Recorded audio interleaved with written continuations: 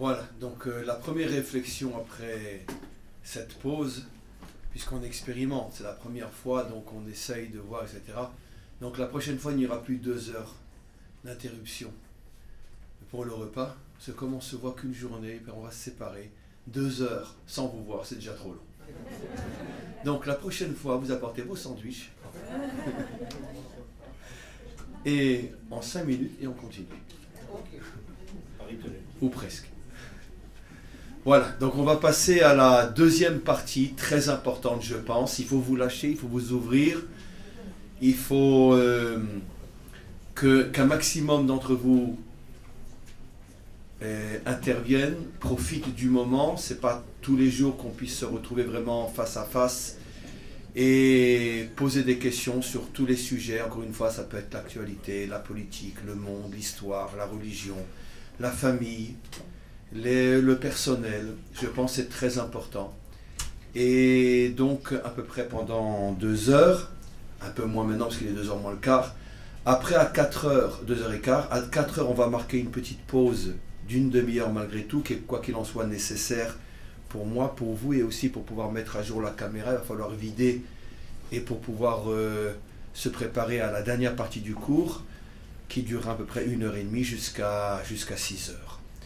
Et donc, bien sûr, j'ai quelques annonces à vous faire dans la dernière partie avant que la journée ne soit terminée par rapport à certains projets. Mais ça, on en parlera au fur et à mesure, donc encore une fois dans la dernière partie entre 4 et 6 heures. Donc voilà, je vous propose de commencer avec les questions. Comme je vous l'ai dit, il serait bien que très très brièvement, chacun qui prenne la parole se présente très très brièvement d'où est-il, ne serait-ce que voilà, l'endroit où il habite pour que je puisse avoir une image un peu plus précise du groupe qui est là. Monsieur Rocker, oui, vous voulez intervenir? Il faut qu'il lève la main. Pour pouvoir apporter le micro. Les gens n'entendent pas derrière. Voilà, très bien. Alors, il y a une question ici. Oui. Bonjour Rav, alors je m'appelle André et je viens de Sarreguemines, de la Moselle. Voilà. Très bien. Et voilà, moi la question, parce que je l'avais noté, vous-même, vous l'avez suggéré, c'était pourquoi les 70 nations? Voilà. Alors pourquoi les 70 nations? Ça fait allusion à une notion qui, dans sa source première, est une notion qui touche ce qu'on appelle les secrets de la Torah, qui considère qu'il y a, d'ailleurs ça a été repris aussi par le christianisme, sous une certaine forme, les 7 péchés capitaux. Pourquoi le christianisme n'a repris le chiffre 7 que dans l'aspect des 7 péchés capitaux? Ça, je ne suis pas en mesure de vous le dire. Mais quoi qu'il en soit, l'origine est juive, le chiffre 7. C'est ce que nous, on appelle les 7 qualités fondamentales. On considère que l'ensemble de toutes les qualités, de toutes les forces qui gèrent le monde, sous toutes ces formes, sont au nombre de 7. 7 qualités fondamentales, d'ailleurs qui correspondent aux 7 jours de la semaine. Et ces 7 qualités ou ces 7 forces fondamentales se composent elles-mêmes de 10 sous-forces. C'est-à-dire que 7 forces fondamentales composées chacune de 10 forces qui chacune, encore une fois, représentent une partie, un dixième de cette force fondamentale. C'est pour ça qu'on arrive au chiffre de 70. Les 7 qualités fondamentales. En hébreu, c'est évident, ceux qui me suivent depuis quelque temps, plus forcément depuis longtemps, savent combien il est difficile, mais vraiment sans exagérer, combien il est difficile de traduire des concepts hébraïques, surtout bibliques, en français. Parce que la langue hébraïque est déjà une langue qui est très particulière en ce sens qu'elle c'est une langue qui transmet le sens plus que la forme, le fond plus que la forme. Comme je disais tout à l'heure, vous donnez l'exemple, le fils en français, en hébreu, le mot fils n'existe pas. On dit la construction, comme pour expliquer ce qu'est le sens d'un enfant. C'est un être que tu construis. Et pratiquement tous les mots en hébreu sont porteurs d'un sens qui explique finalement la fonction, le rôle de celui qui porte ce nom. Et donc, il est très difficile de traduire, surtout les 7 qualités fondamentales, de les traduire en français, mais très très brièvement, la première qualité, c'est la bonté. Ça veut dire que toutes les forces de l'ouverture, de l'aide, de la prise en compte de tout ce qui est autour de moi, que je dois aider, que je dois réparer, C'est la première des qualités qui contient elle-même 10 sous-qualités dans la manière d'exercer la bonté. La deuxième qualité fondamentale, c'est la rigueur, la justice, la sévérité. Ce sont toutes les qualités qui sont à l'extrême opposé de la bonté, mais qui sont nécessaires elles aussi. On ne peut pas vivre que de bonté. Vous savez que dans l'alphabet français, c'est pas par hasard que le C vient juste après le B, parce que si tu es trop bon, tu arrives dans le C. Et donc, en français, on le comprend très bien. Donc, on ne peut pas être trop bon. Il faut savoir aussi faire preuve parfois de rigueur, de retenue, parce que sinon, on va exploiter et on va considérer ta bonté comme une faiblesse et tout le monde va profiter de toi et finalement, tu n'iras que de déception en déception à force de ne pas avoir su gérer ta bonté. Donc, la rigueur à côté de la bonté. Après, une troisième qualité qui est ce qu'on pourrait appeler la qualité de la synthèse, de l'harmonie, du juste milieu, qu'on appelle en hébreu tiferet, qui est la synthèse entre trop de bonté d'un côté ou trop de rigueur de l'autre. Donc il faut savoir gérer les deux extrêmes. C'est la troisième qualité. La quatrième qualité, netzar, que l'on pourrait appeler par l'optimisme, cette force en nous qui nous empêche plutôt le défaut qui très souvent nous empêche de commencer, de se lancer dans un projet, de s'investir parce qu'on se dit non, j'y arriverai pas, je suis pas à la hauteur, j'ai pas les forces, qui je suis pour. Et très souvent on ne fait rien de sa vie parce qu'on est découragé avant même de commencer.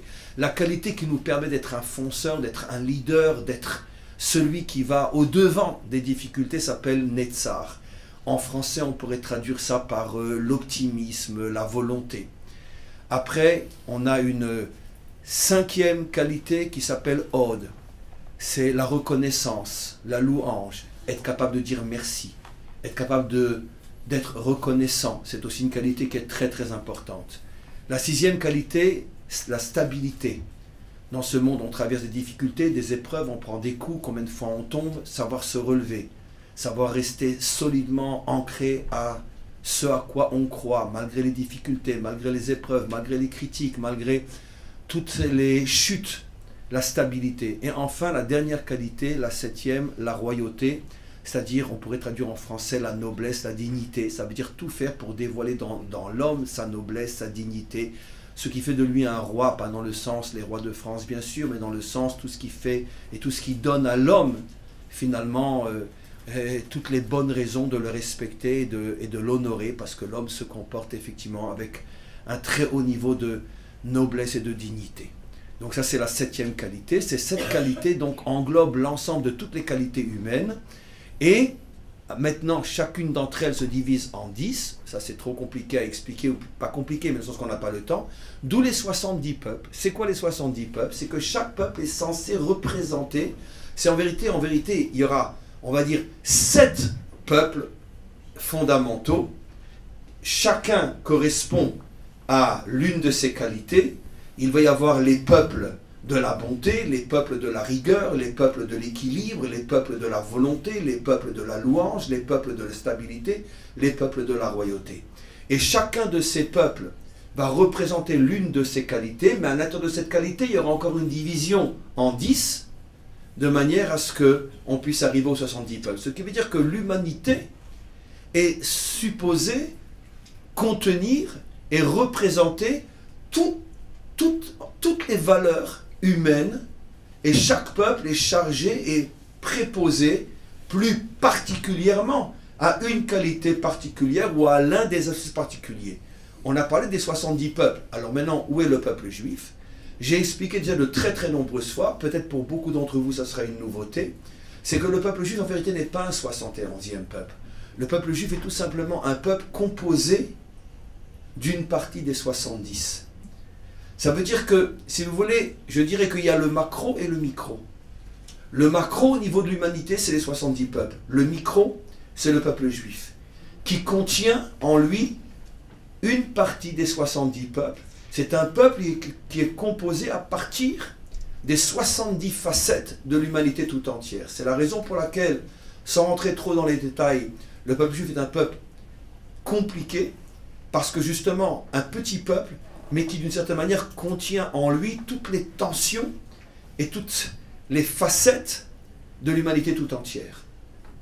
Et donc c'est la raison pour laquelle, encore une fois, consciemment ou non, jusqu'à aujourd'hui, dans le bien comme dans le mal, on voit toujours que Israël est l'un des points centraux de l'actualité, trop souvent dans la critique que dans la louange, mais peu importe, parce que dans le subconscient des nations, les nations sentent et ressentent, sans le comprendre et sans être capable de le traduire dans un langage logique, que quelque chose qui concerne l'humanité tout entière se joue au niveau du peuple juif, et ce sentiment est juste, il est fondé, parce qu'effectivement le peuple juif n'est pas un 71e peuple, mais plutôt l'expression microscopique de l'humanité tout entière. Et de là on peut comprendre, sans entrer trop dans les détails, ce que signifie d'une certaine manière l'histoire du peuple juif. L'histoire du peuple juif, c'est un condensé de l'histoire de l'humanité tout entière, qui est condensé dans un seul peuple. J'oserais presque dire que c'est le laboratoire expérimental de l'humanité tout entière. Comme avant de lancer un médicament, comme avant de lancer un produit, on l'expérimente d'abord et quand on voit qu'il est valable, alors on le lance pour tout le monde.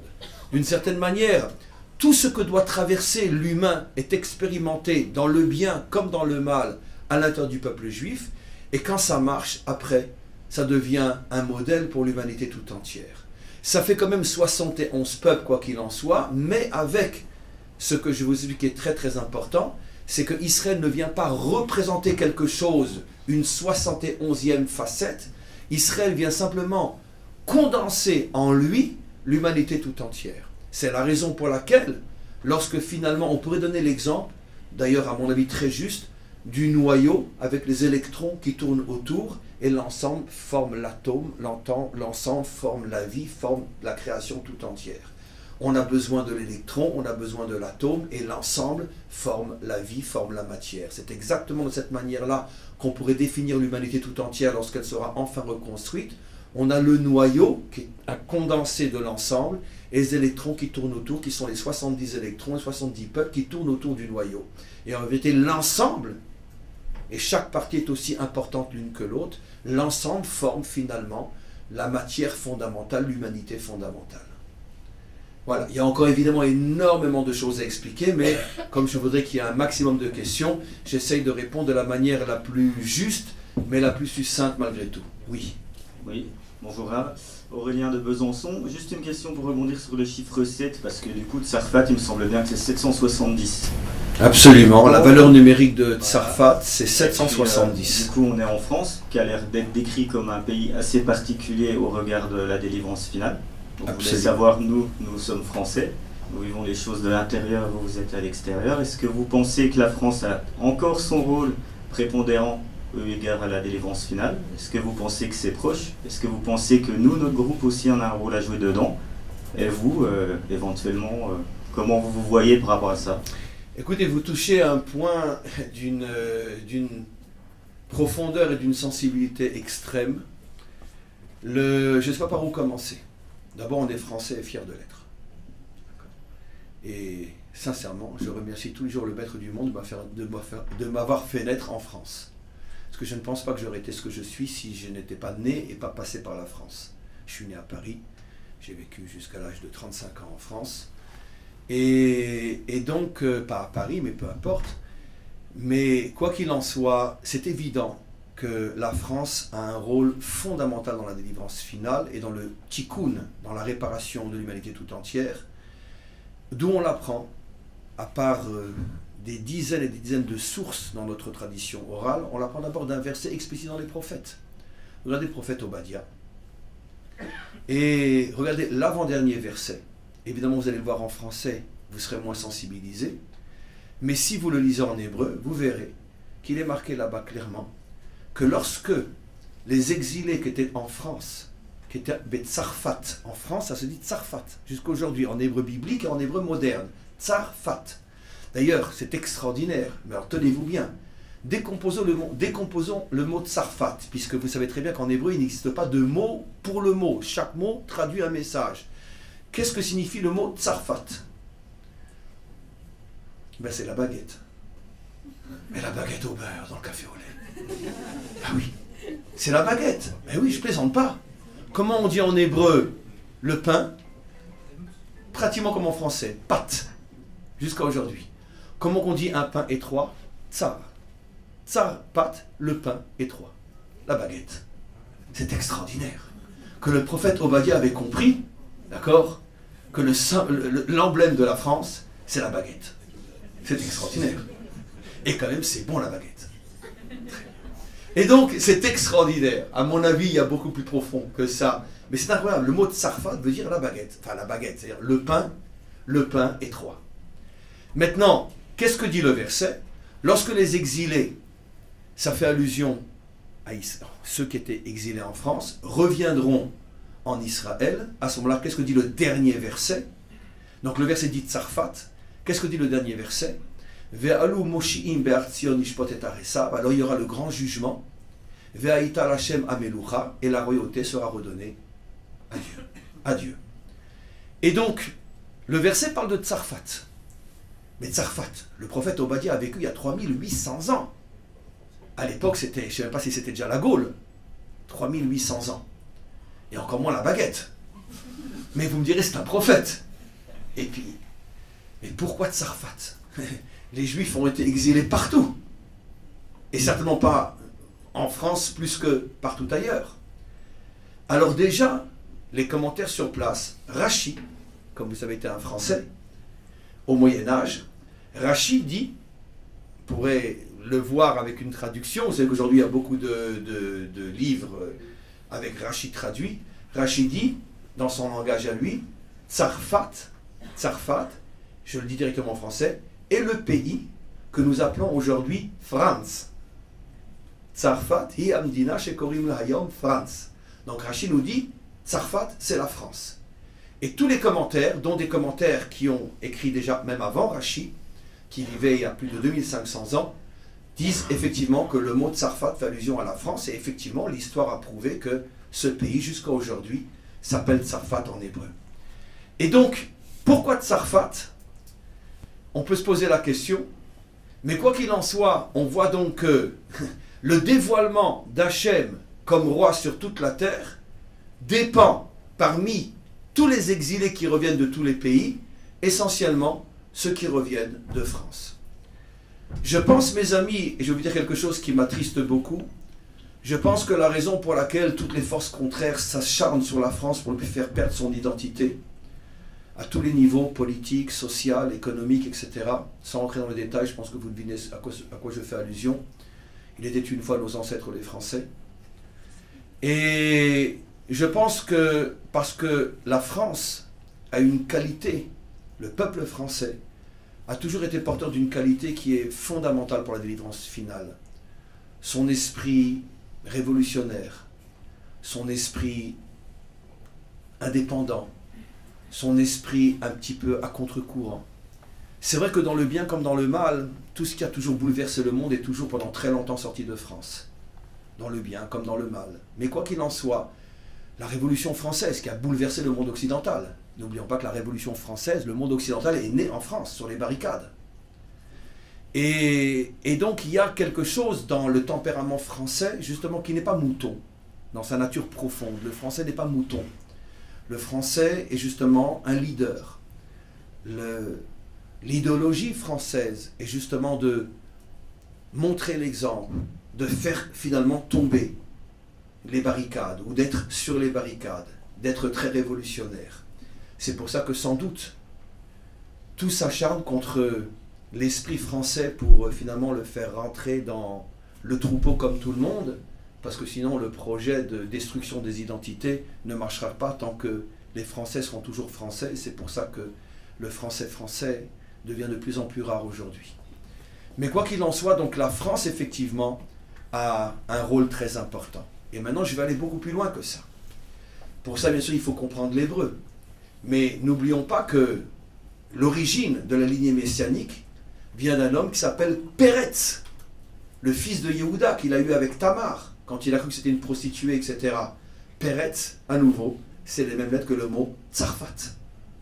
Donc on retrouve encore une fois le mot France dans le premier fondateur de la lignée messianique. Et qu'est-ce que veut dire Péretz? C'est les mêmes lettres, mais agencées d'une autre manière. Péretz, c'est celui qui fait tomber les normes. celui qui va à contre-courant. L'ifrotz, en hébreu, signifie faire tomber les limites. C'est vrai qu'à tous les niveaux, le français fait tomber les limites. Pas forcément toujours dans le bien. Mais dans tout ce qui est, on pourrait dire, l'avant-garde sur le plan social, sur le plan des mœurs, dans beaucoup de domaines, les premiers qui osent, c'est toujours les Français. Et donc ils font tomber toujours les limites, dans le bien comme dans le moins bien. Mais ça, c'est le tempérament français.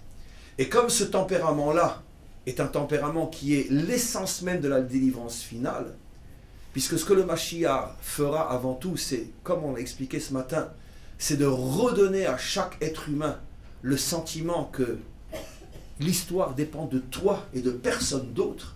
C'est ce que tu feras de toi et c'est ce que tu vas être et c'est l'exemple que tu vas montrer qui va décider de l'avenir du monde.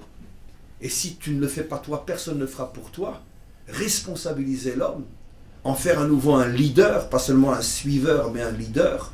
Et ça, c'est quelque chose dont le tempérament français est beaucoup plus sensible que d'autres. C'est évident que chez les Allemands, c'est beaucoup plus difficile, parce que c'est beaucoup plus, au contraire, un peuple, il a une autre qualité, évidemment, que les Français n'ont pas. Mais l'Allemand, c'est plutôt,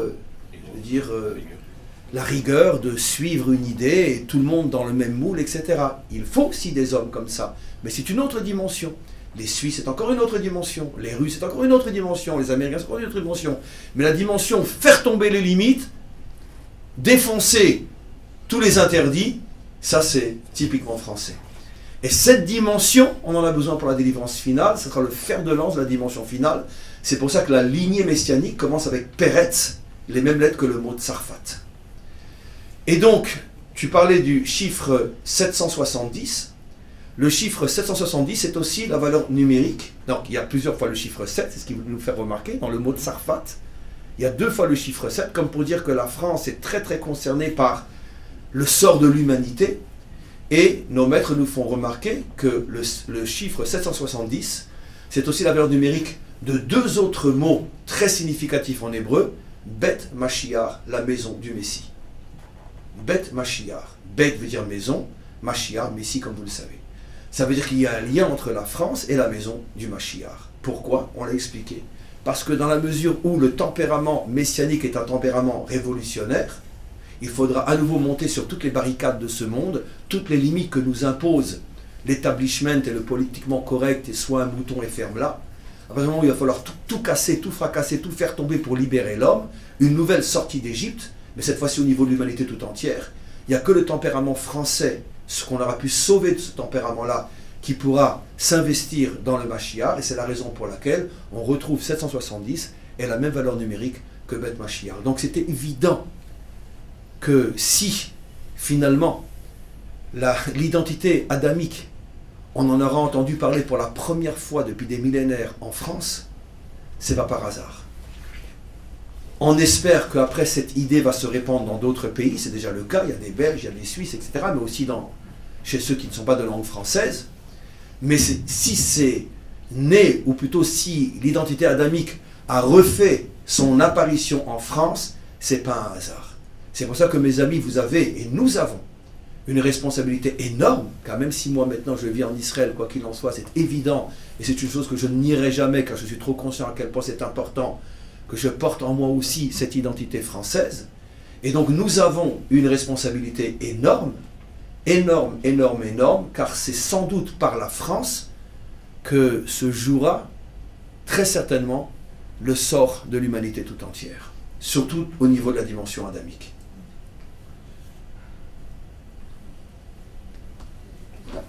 Peut-être madame, là. Elle ne vous a pas vu. Bonjour, c'est Sylvia de Metz. Moi j'avais une petite question par rapport aux âmes sœurs. Est-ce que c'est forcément quelqu'un de la même croyance que nous?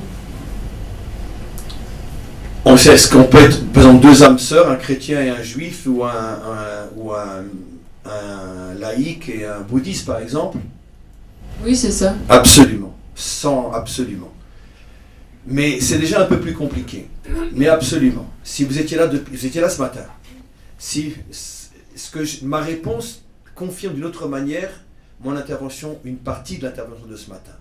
À partir du moment où ce qui définit réellement l'essence de l'homme, ce n'est pas ce à quoi il croit, ce n'est pas son idéologie, ce n'est pas sa foi, ce n'est pas sa religion, mais c'est essentiellement ce qu'il est en tant qu'être humain, son essence qui est au-dessus de tout le reste. Il peut effectivement y avoir des connexions d'âme, vous appelez ça l'âme sœur, vous parlez l'âme sœur dans le sens mari et femme. Ah, alors je vais d'abord moi dire de manière beaucoup plus générale, il y a d'abord des connexions d'âme, ça veut dire que, donnons un exemple simple, c'est clair qu'entre nous, nous avons une connexion d'âme. Je suis juif, vous ne l'êtes pas. Comment peut-il y avoir entre nous une connexion d'âme? La connexion d'âme n'a rien à voir avec de quelle religion tu es, de quelle nationalité tu es. C'est une connexion qui fait qu'il y a un courant qui passe entre nous. Il y a quelque chose qui passe entre nous. Et qui fait qu'il y a une sorte de communion, une sorte de symbiose entre nos âmes. Alors il y a différents degrés de connexion, différents degrés d'âme sœur. Et évidemment, le plus haut degré d'âme sœur, c'est effectivement entre un homme et une femme, quand chacun des deux a le bonheur et le mérite de trouver son âme sœur. On va en parler dans quelques instants. Mais d'abord, il faut savoir que la notion d'âme sœur est une notion, encore une fois, qui est complètement au-delà des limites de la religion, de la race, de la couleur, etc., de la foi, de l'appartenance à n'importe quel système idéologique. C'est quelque chose qui fait qu'entre deux êtres, un courant très fort passe. C'est évident que si la plupart d'entre vous suivez mes cours et si la Providence a voulu qu'aujourd'hui on puisse se rencontrer et se sentir si bien les uns avec les autres, c'est évident qu'on fait partie d'une même connexion d'âme. Il y a des familles d'âmes et c'est évident que nous faisons très certainement, nous tous, partie de cette famille d'âme. Quelle que soit, encore une fois, notre appartenance secondaire à différentes conceptions religieuses, politiques ou peu importe. Au niveau de l'essence de notre âme, nous sommes effectivement des âmes sœurs, ou je préfère dire des âmes connectées. Maintenant, au niveau d'un homme et d'une femme, nos maîtres nous expliquent qu'en vérité, au départ, avant de descendre dans ce monde, l'âme, elle est unique, elle a un côté masculin et un côté féminin. C'est-à-dire que l'âme, en vérité, a deux dimensions. Et quand l'âme doit descendre dans ce monde, l'âme est séparée, les deux dimensions sont séparées, la partie masculine va tomber dans un homme, dans un corps homme, et la partie féminine va tomber dans un corps femme. Et automatiquement, comme deux aimants qui se cherchent, ils vont forcément se retrouver. Eux croient qu'ils se sont rencontrés par hasard, comme ça, parce que comme par hasard, ils sont arrivés au même moment à la terrasse d'un café, puis ils se sont vus, qu'est-ce que vous faites? Vous habitez chez vos parents, on parlait anglais, etc. Mais en vérité, ce sont les deux âmes qui se cherchaient depuis peut-être même des siècles, comme je vais l'expliquer. Et puis qui ont le bonheur de se rencontrer.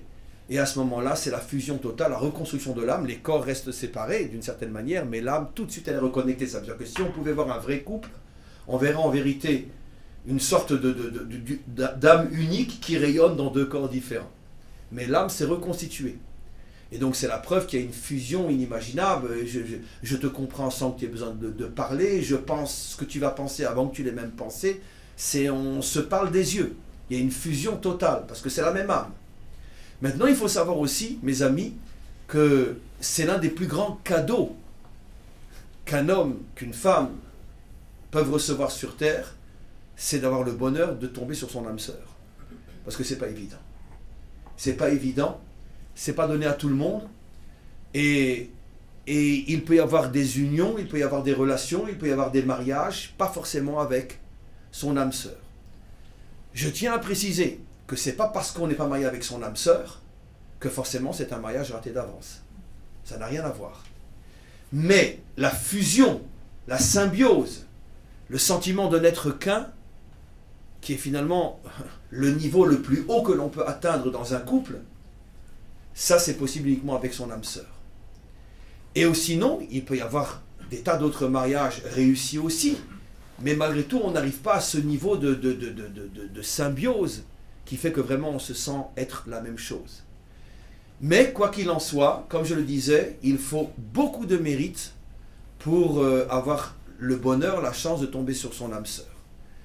Encore une fois, on est censé espérer ou prier pour que Hachem, pour que le Maître du monde nous envoie au moment où on décide de se marier, celle qui est vraiment notre moitié d'âme. Si on est méritant, on la recevra, cette moitié d'âme. Mais encore une fois, il faut beaucoup de mérite pour ça. Maintenant, au niveau de l'humanité reconstruite, les 70 peuples et Israël, ben c'est tout simplement la reconstruction, une fois que, comme les pièces d'un puzzle, quand toutes les pièces sont reconstituées, à ce moment-là apparaît la grande image, où les petits morceaux disparaissent dans le grand tout. C'est cette humanité reconstruite, où les 70 peuples et Israël sont ces 71 morceaux d'âme qui, reconstitués, vont former le grand être, le grand tout, qui sera l'humanité au moment de la délivrance finale. Et chacun de ces morceaux, c'était une partie de cette âme sœur reconstituée au moment de la délivrance finale. Madame?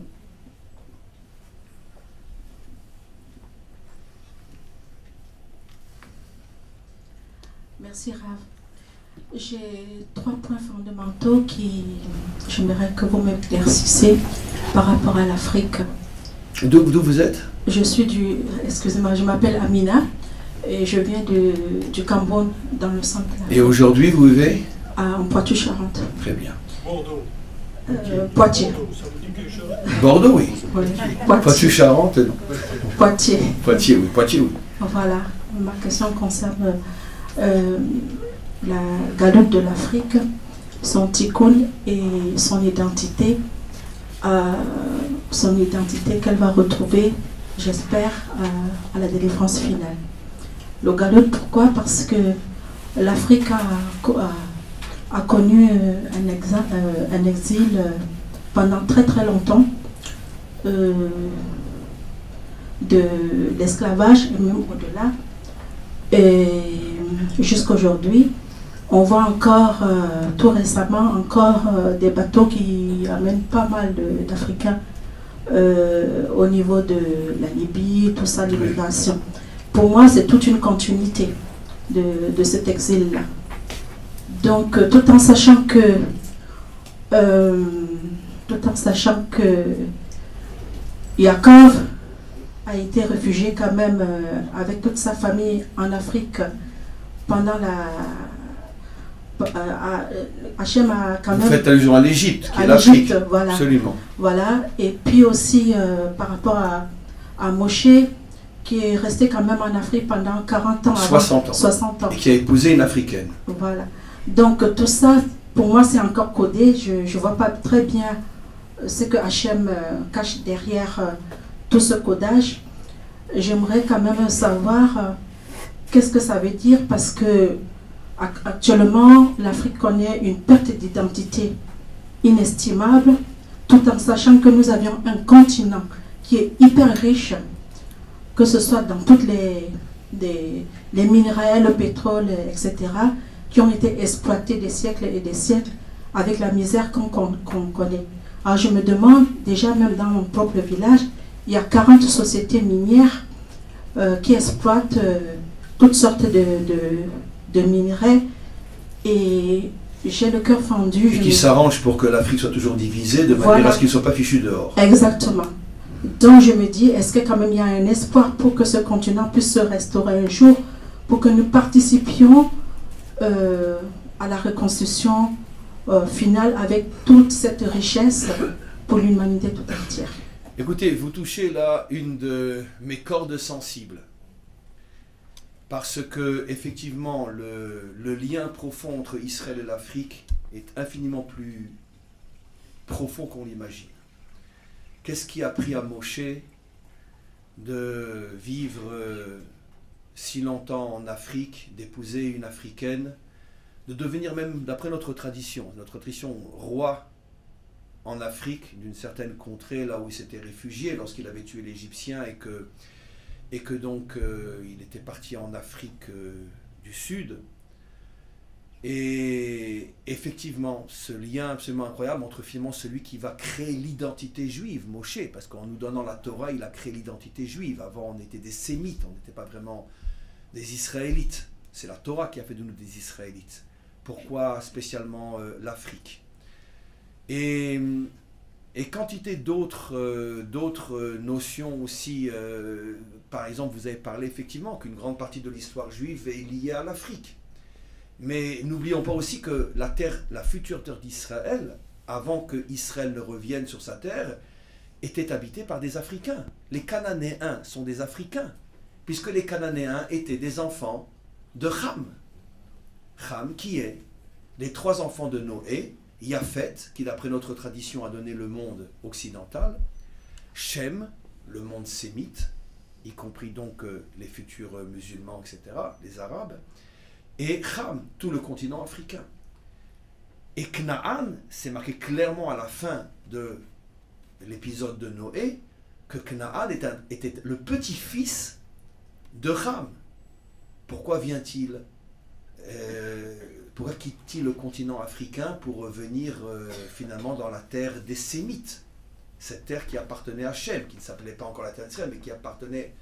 Donc on voit que dans les prémices de l'histoire d'Israël, on est constamment en relation avec ce qui deviendra dans notre monde contemporain l'Afrique. C'est trop énorme pour ne pas le voir. On va en Égypte, ils viennent sur ce qui deviendra plus tard notre terre. Moshe, comme vous l'avez dit, vit pendant 60 ans en Afrique, il devient roi d'une contrée d'Afrique, il épouse une Africaine qu'il ramènera avec lui et qui sera dans le désert avec lui jusqu'à sa mort, comme on le voit pour ceux qui connaissent la Bible. Et pourquoi? Alors, je vais vous donner une réponse parmi des milliers. Mais cette réponse, encore une fois, il faut la nuancer des milliards de fois. Mais c'est une réponse malgré tout qui vaut la peine d'être entendue. Mais sachez que c'est loin d'être toute la réponse et toutes les réponses. C'est un aspect. En vérité, vous avez dit, sans le savoir, quelque chose d'extrêmement important, sans comprendre la portée de ce que vous dites. La richesse incroyable du continent africain. La terre d'Israël n'a pas cette richesse, loin de là. Très peu d'eau, très peu de ci, très peu de ça. Le peuple juif avait une autre richesse, qui est sa richesse spirituelle, culturelle, la Torah. Vous remarquerez que Israël et les Africains, pendant toute l'histoire, se sont toujours fait dépouiller de tout ce qu'ils avaient. Tout le monde s'appropriait la Torah, en faisant tout après pour faire disparaître celui à qui on avait pris la Torah. Je le dis de manière exagérée, bien évidemment, mais vous me comprenez. Ça veut dire que le nouveau renie l'ancien. Les musulmans ont fait exactement la même chose, parce que l'islam est né aussi à partir du judaïsme. Lisez le Coran, vous verrez qu'une grande partie du Coran parle de Moïse, parle des apôtres, parle des pères, etc. Parle aussi après de Jésus et d'autres, mais commence pas par le nouveau, commence par l'ancien, comme pour dire, nous continuons, donc nous commençons aussi avec les Juifs. Et d'ailleurs, tout le monde sait qu'au tout début de l'apparition de Mahomet, la plupart de ceux qui étaient autour de lui étaient des scribes juifs. Il était persuadé qu'ils allaient se convertir à sa religion, et ce sont les premiers qui ont été décapités quand tu lui as fait comprendre que non, on est prêt à t'aider à fonder une religion pour changer les idolâtres de ta région, mais nous, on a déjà la nôtre, on ne va pas. Et donc, les premiers qui ont commencé à subir d'une certaine manière le sabre de Mahomet, c'était précisément les Juifs, entre autres dans la fameuse ville de Médine, où il a exterminé toute la communauté, quand il a compris que les Juifs ne le suivraient pas. Mais quoi qu'il en soit, donc le peuple juif s'est toujours fait dépouiller, finalement, de tout ce qu'il avait à apporter au monde, et les Africains, c'est au niveau de la richesse de leur terre. C'est le territoire le plus riche du monde, à tous les niveaux, et il s'est constamment fait dépouiller. C'est le point commun que nous avons. Ça veut dire que d'une certaine manière, le monde a cherché là où se trouvait une certaine forme de richesse, soit spirituelle, soit matérielle, et finalement, les propriétaires de cette richesse ont été diabolisés, avilis, pour justifier l'esclavage. Alors, on a inventé toutes les salades possibles, inimaginables que l'on connaît, donc je n'ai pas envie de répéter, qu'on a le droit de faire du mal à un noir, puisque de toute façon, etc. Et pareil pour les juifs, on a le droit de tuer du juif parce que de toute façon il est porteur du message du diable. Et en vérité, il n'y avait qu'un seul but qui était visé, c'est prendre tout ce qu'on peut prendre. Donc ça c'est le point commun qu'il y a entre nous. J'oserais presque dire que malgré tout, la différence qui a fait que c'est peut-être encore plus cruel chez vous que chez nous, c'est que d'une certaine manière, la Torah nous a aidés, nous a protégés. les Africains, comme l'ensemble de l'humanité, n'ont pas accepté la Torah, n'ont pas voulu la Torah au moment où elle a été proposée, puisque d'après notre tradition, au moment où elle a été proposée à Israël, Dieu l'a proposée aux 70 nations, et à ce moment-là, il n'y a qu'Israël qui l'a acceptée. Donc, n'ayant pas la Torah, vous avez été beaucoup plus fragilisés, et c'est pour ça que finalement, jusqu'à aujourd'hui, l'exploitation de l'Africain est dure encore, et sous certains aspects a été beaucoup plus dure que l'exploitation du peuple juif. Mais je pense que le phénomène est le même. Ça veut dire que finalement, encore une fois, c'est tout simplement la volonté de s'approprier des richesses que les autres n'ont pas, et ils vont les chercher là où elles sont, et les peuples propriétaires de cette richesse n'ont pas la force suffisante pour se défendre. Quand c'est toute l'humanité qui est... Tout le monde sait, mais personne n'en parle parce que c'est censuré, et bien sûr, c'est toute l'économie européenne et occidentale qui s'effondrait si on disait la vérité, mais ça fait des siècles et des siècles que l'Occident entretient toutes les luttes intestinales, et comme vous le savez aussi bien que moi, j'ai rien à vous apprendre, et les pires horreurs qui sont commises entre les Africains eux-mêmes, entre les tribus et les autres, tout ça c'est ou les Français qui sont derrière, ou les Belges qui sont derrière, ou les Suisses qui sont derrière, etc., ou les Américains bien sûr, parce que les Occidentaux savent que tant que l'Afrique ne sera pas unie, on pourra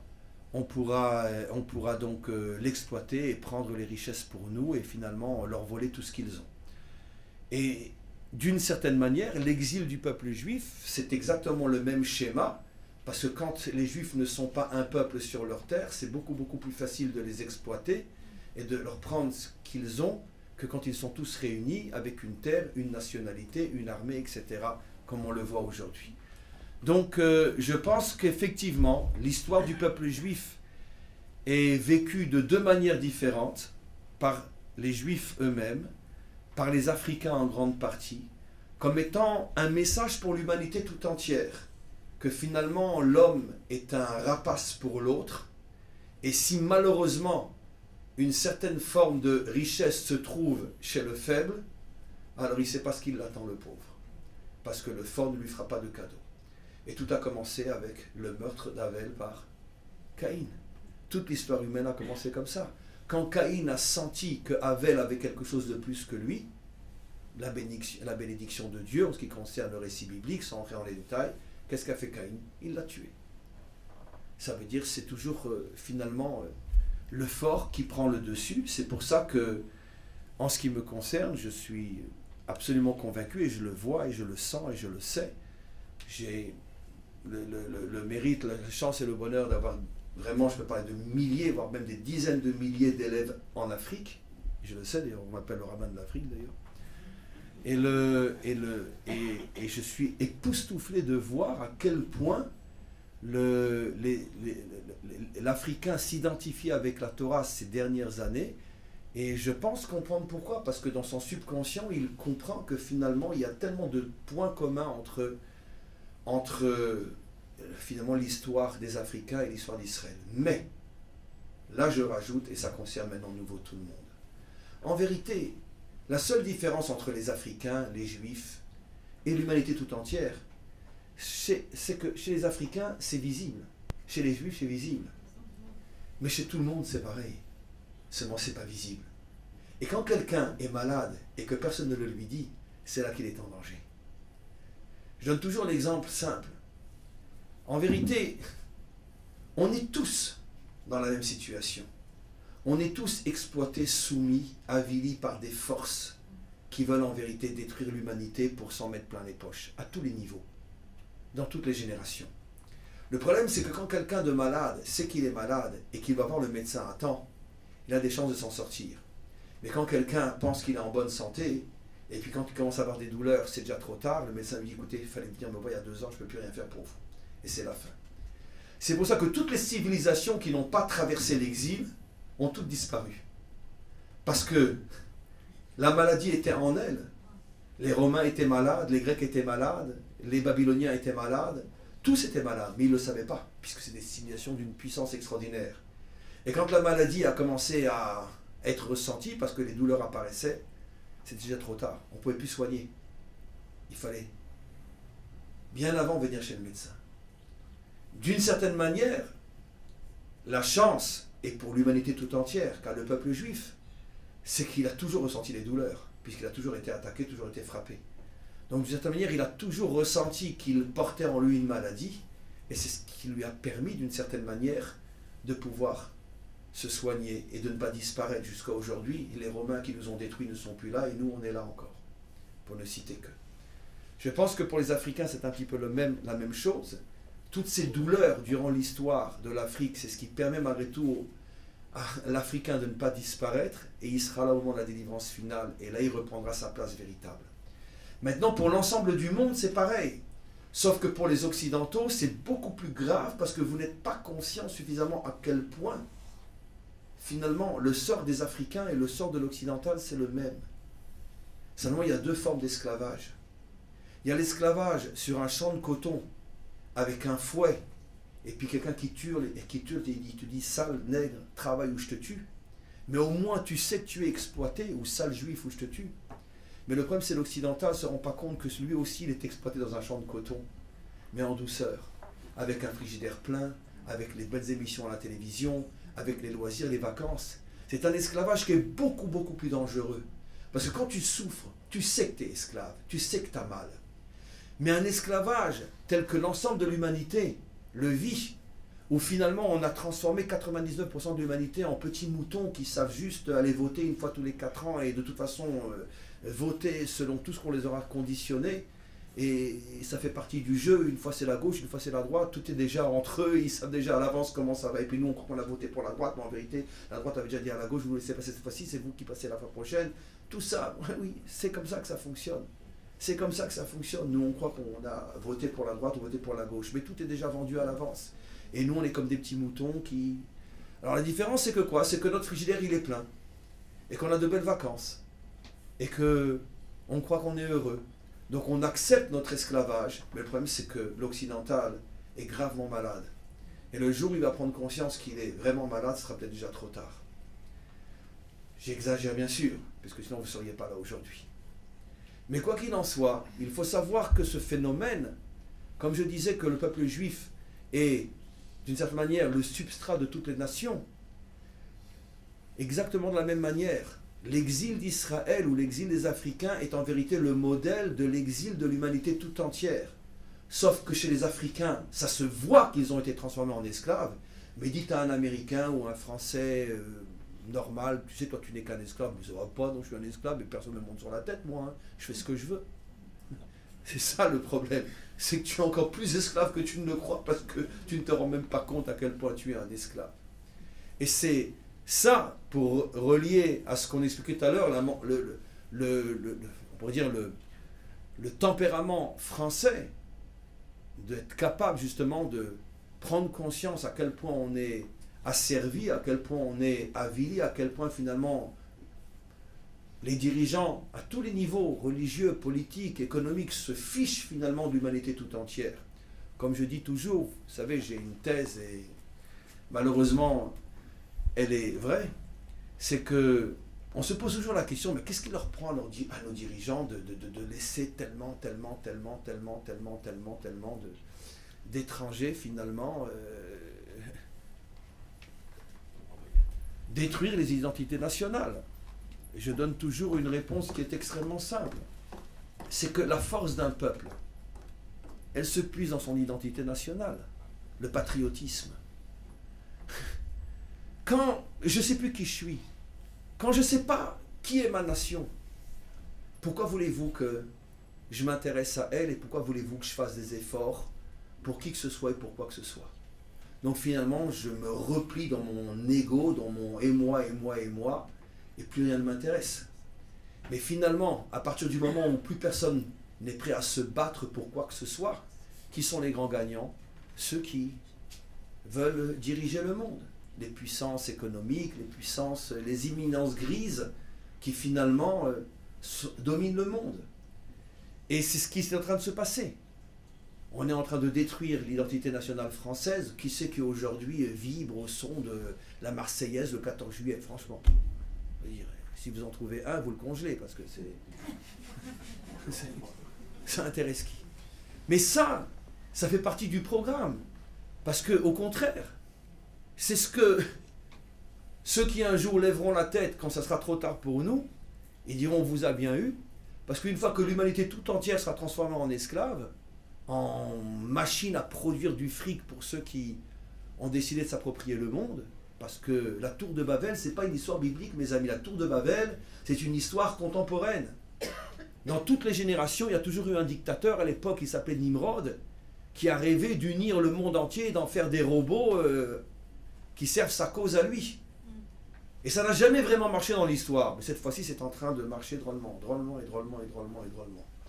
L'une des fers de lance de cette volonté de détruire les nationalités et le patriotisme, c'est Merkel, bien évidemment. Alors évidemment, sous couvert de faire marcher les usines, etc. Mais non, c'est pas ça. C'est beaucoup, beaucoup plus pernicieux que ce qu'on imagine. Et c'est pareil en France, c'est pareil en Belgique. Je veux dire, bon, la Belgique, je ne sais pas si elle existe encore. Mais elle existe encore. Voilà. Non, j'ai vécu en Belgique. Hein. J'ai vécu à Bruxelles, c'est très très beau la Belgique. Mais bon, en espérant qu'elle soit sauvée un jour. Mais quoi qu'il en soit, tout ça, on ne va pas parler plus, vous m'avez compris, je sens à quel point on raisonne et vous êtes en diapason avec ce que je dis. Donc, c'est évident que l'Africain, lui, quand il reçoit un coup de fouet, il sait qu'il est esclave. Le Français, il ne le sait pas. Mais en vérité, son esclavage, il est encore beaucoup plus dramatique que celui de l'Africain, parce qu'il est en train de se faire complètement désidentifier, dans le but de l'affaiblir, au point qu'un jour, quand il voudra se réveiller, se révolter, il ne saura même plus pourquoi et pour qui. Je ne suis pas français, je n'ai pas de pays, je n'ai pas de nationalité, je ne sais plus qui je suis. Donc pourquoi me battre? Allez, laissons faire. Le principal, c'est que le frigidaire soit plein. Il y a deux formes d'esclavage. Le moins dangereux, c'est le fouet. Le plus dangereux, c'est le frigidaire plein.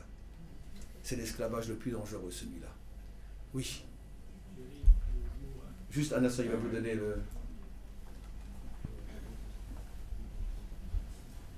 Thierry Liauvin. Cette maladie s'appelle la mondialisation, je pense. Oui, absolument. Et d'ailleurs, on peut remarquer que la tour de Babel, donc, comme elle a été détruite, elle ressemblait au siège du Conseil de Strasbourg, enfin du Conseil de l'Europe, c'est exactement pareil, quoi. Maintenant, ma question est, est-ce que les gens qui nous gouvernent, qui savent très bien ce qu'ils vont faire de nous, peut-on les comparer à ceux qui n'ont pas d'âme? J'irai pas si loin parce que je tiens à rester vraiment dans le cadre extrêmement précis et clair de ma définition du nom d'adamique. C'est celui qui vraiment, réellement, clairement fait vraiment du mal à l'autre dans le sens de la souffrance réelle. Dans la mesure où on me rend esclave en me donnant au moins tous les jours la possibilité de manger et de m'amuser et de voir de belles séries américaines ou françaises, peu importe, à la télévision, et que je ne souffre pas dans ma chair, je ne peux pas aller jusqu'à dire que celui qui a fait de moi ce genre d'esclave est un monstre, dans le sens Hitler du terme. Ça, je n'oserais pas le dire. Ça peut être un adamique. Mais tout simplement que, comme tout le temps dans l'histoire, il y a toujours ceux qui veulent dominer les autres, et même un adamique n'est pas un homme parfait.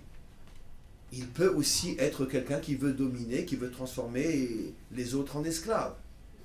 Mais le fait même qu'on voit que cette domination, en tout cas, de l'occidental, par l'occidental, n'est pour l'instant pas une domination qui passe par la souffrance dans le sens réel du terme, on n'a pas la possibilité de dire que cette mondialisation, que ces leaders-là, dont la plupart sont des imminences grises qu'on ne connaît même pas, sont des Hitler ou des Mengele. Ça, on n'ira pas jusqu'à là. Comprenez? Parce que, encore une fois, la définition d'un monstre, elle est très précise. Celui qui, par jouissance, par plaisir, te fait souffrir, et que pour lui, c'est une idéologie en tant que telle de voir l'autre souffrir dans le sens réel du terme. Et on n'en est pas à ce niveau-là. Voilà. Mais ça ne veut pas dire que ce n'est pas dangereux malgré tout. Voilà. Oui.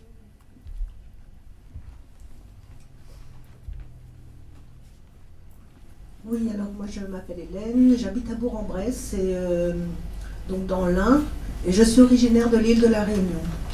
La Torah parle des îles lointaines, si les traductions sont bonnes. Il parle de quelque chose qui doit arriver des îles lointaines. Nous, on est un peuple, on représente pas mal de peuples, hein, on est des descendants d'esclaves. Réunion. À La Réunion, il y a eu des esclaves aussi. Donc, par contre, il y a des Africains, enfin, il y avait des origines africaines, indiennes, hindoues. Il y a des Chinois, il y a des Européens, il y a de tout. Donc, vers quoi on va, nous? Quel est notre rôle en tant qu'île lointaine? Voilà. Effectivement, vous faites allusion à pas mal de versets dans les prophètes qui disent que Dieu sera reconnu jusque dans les îles les plus lointaines et que la louange sortira des îles éloignées, etc. Alors, j'avoue franchement que au niveau du sens, on va dire le plus terre à terre, je ne saurais pas trop vous répondre. Moi, je n'ai pas la réponse. Au niveau du sens plus abstrait, plus on pourrait dire philosophique, j'ai oui une réponse. Parce que, comme on le sait, une île, c'est un îlot humain noyé dans l'eau, noyé dans le désert finalement. Et dès que tu sors de cet endroit, ben, tu es nulle part, ou plutôt tu es dans un endroit de mort, car tu ne peux pas vivre dès que tu quittes l'île. Et donc les îles, en vérité, telles que c'est expliqué par nos maîtres au niveau du concept, font allusion justement au fait que juste avant la délivrance finale, l'humanité ressemblera à des îles. Ça veut dire qu'il y aura un groupe de véritables hommes et femmes qui prendront conscience à tel endroit, mais autour d'eux c'est un océan d'ignorance, un océan de refus total, de désintéressement total. Et puis à quelques milliers de kilomètres, un nouvel îlot humain de quelques familles, de quelques hommes, de quelques femmes, qui elles aussi prennent conscience, mais entourées d'un monde complètement indifférent, complètement contre, complètement non concerné. Et finalement, avant la délivrance finale, l'humanité sera effectivement composée selon la structure de l'île. Quelques individus au milieu d'une masse énorme d'indifférence totale. Et justement, c'est pour nous faire comprendre qu'il ne faudra pas se décourager à ce moment-là. Parce qu'effectivement, quand on est, c'est souvent, d'ailleurs on en parlera sans doute tout à l'heure, en tout cas dans ma dernière intervention, si ce n'est pas déjà dans le cadre de vos questions. Mais très souvent, et aujourd'hui plus que jamais, on entend cette question venant de gens comme vous. Oui, mais je suis seul dans mon village, on est 2 ou 3 dans la ville, on est 1,5 sur ma planète. Comment voulez-vous qu'on s'en sorte? On n'a pas de communauté, on n'a pas de contact, on n'a pas d'échange, on ne va pas pouvoir tenir comme ça. Mais c'est exactement l'histoire de l'île. Ça veut dire que chacun se sent complètement perdu à l'intérieur, au milieu d'un océan d'indifférence, de solitude, de silence inimaginable. Et c'est sûr que c'est pas facile. Mais n'oublions pas que c'est de cette manière qu'Abraham a commencé. Abraham lui aussi était seul. Et aujourd'hui, Abraham est connu de l'humanité tout entière. Il y a beaucoup plus de gens qui connaissent Abraham que de gens qui ne le connaissent pas aujourd'hui, qui se réfèrent à lui plus que de gens qui ne se réfèrent pas du tout à lui, ou qui ne veulent pas en entendre parler.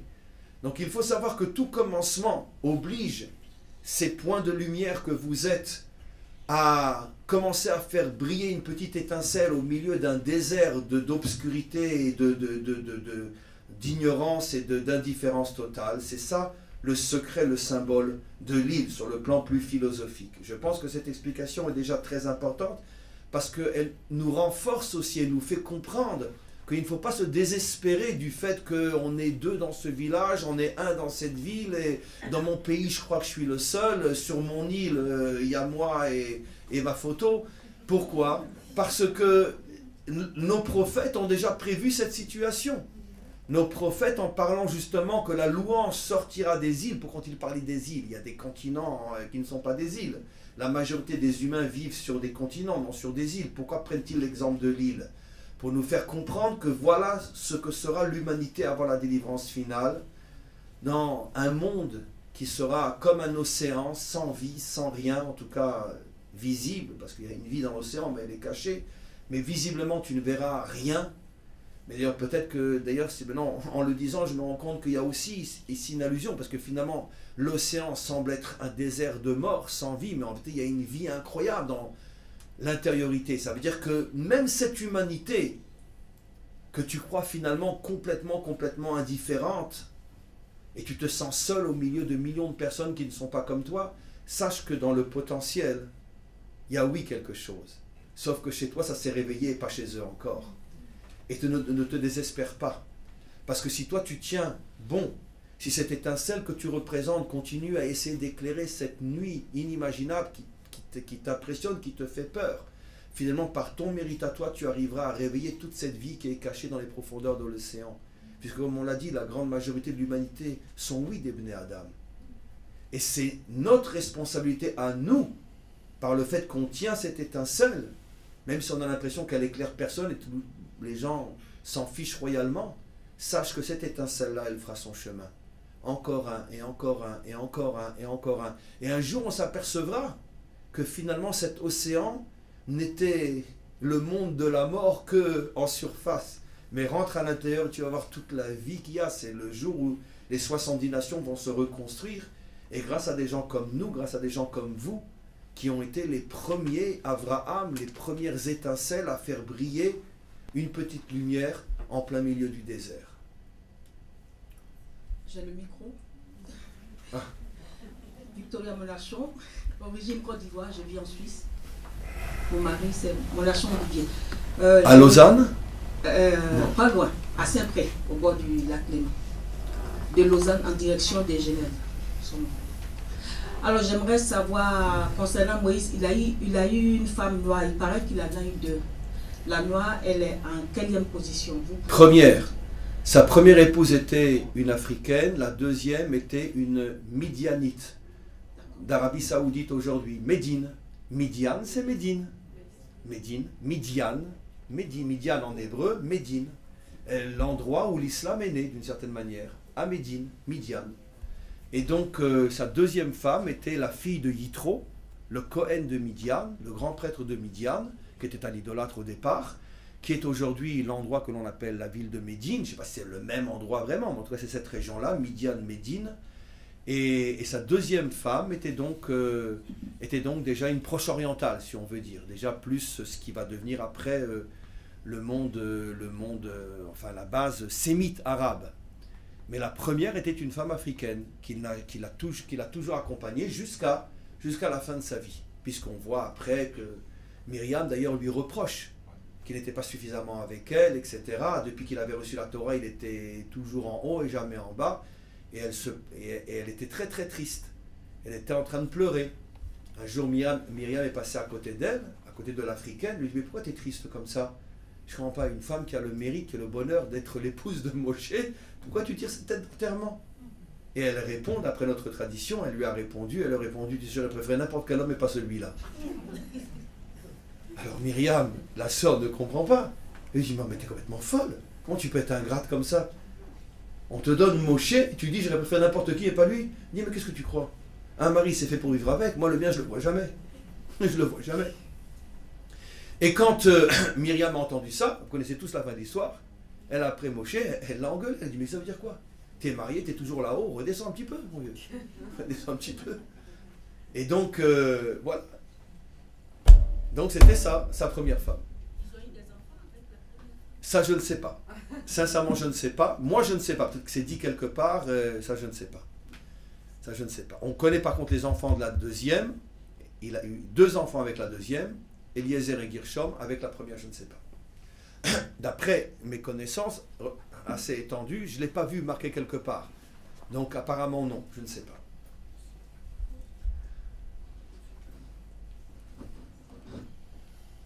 Merci.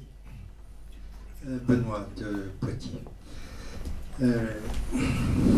Je suis d'origine chrétienne et j'ai évolué pas mal dans cette idéologie-là, en me détachant de plus en plus des idéologies chrétiennes. Mais je suis resté très attaché à la personne de Christ, Jésus, Yeshua, chacun l'appelle comme à cette personne-là. Et j'aurais besoin de connaître votre position, votre point de vue par rapport à ce personnage, à cette personne en tant que personne. Et ma question concerne plus personnelle, je dirais, et non pas la question qui pourrait être répondue par la tradition juive, si vous le permettez. Donc, en français, vous me dites, prends un revolver, charge-le, tire-toi dans la tête. Je sais que c'est Non, pour très faire délicat. Ma question est très délicate, mais j'ai fait 2000 km pour vous la poser. Pourquoi 2000? D'où vous êtes? Parce qu'on vient de Poitiers par Bordeaux, et l'aller-retour, ça fait ça. Alors écoutez, si vous montez sur mon Facebook aujourd'hui ou tout à l'heure, vous allez voir l'horreur. Vous avez vu ce qui est en train de se passer sur mon Facebook. Et finalement, la question, bien que étant vraiment un champ de mine, il fallait être courageux pour m'obliger à y rentrer, je ne me débinerai pas. Et c'est d'autant plus actuel qu'en ce moment, c'est vraiment une troisième guerre mondiale qui est sur ma page Facebook, justement sur le personnage de Jésus. Mais ceux qui me connaissent, et malheureusement, c'est vrai que je devrais toujours me rappeler que pas tout le monde me connaît, ceux qui me connaissent savent comment interpréter ma réaction. Je vais vous répondre en faisant un détour sur mon Facebook. Hier, ou avant-hier, je ne sais plus, je crois que c'était même avant Shabbat, j'ouvre mon Facebook et une fois de plus, je m'aperçois que énormément de missionnaires chrétiens, je l'appelle les missionnaires, se servent de ma page Facebook parce qu'ils savent que c'est une page où des milliers et des milliers de personnes viennent, grâce à Dieu. C'est une page fréquentée par des milliers et des milliers de personnes du monde entier. Et donc, ils se servent de ma page Facebook pour faire du missionnarisme. Voilà. Prosélytisme, voilà, excusez-moi, c'est le mot que je cherchais.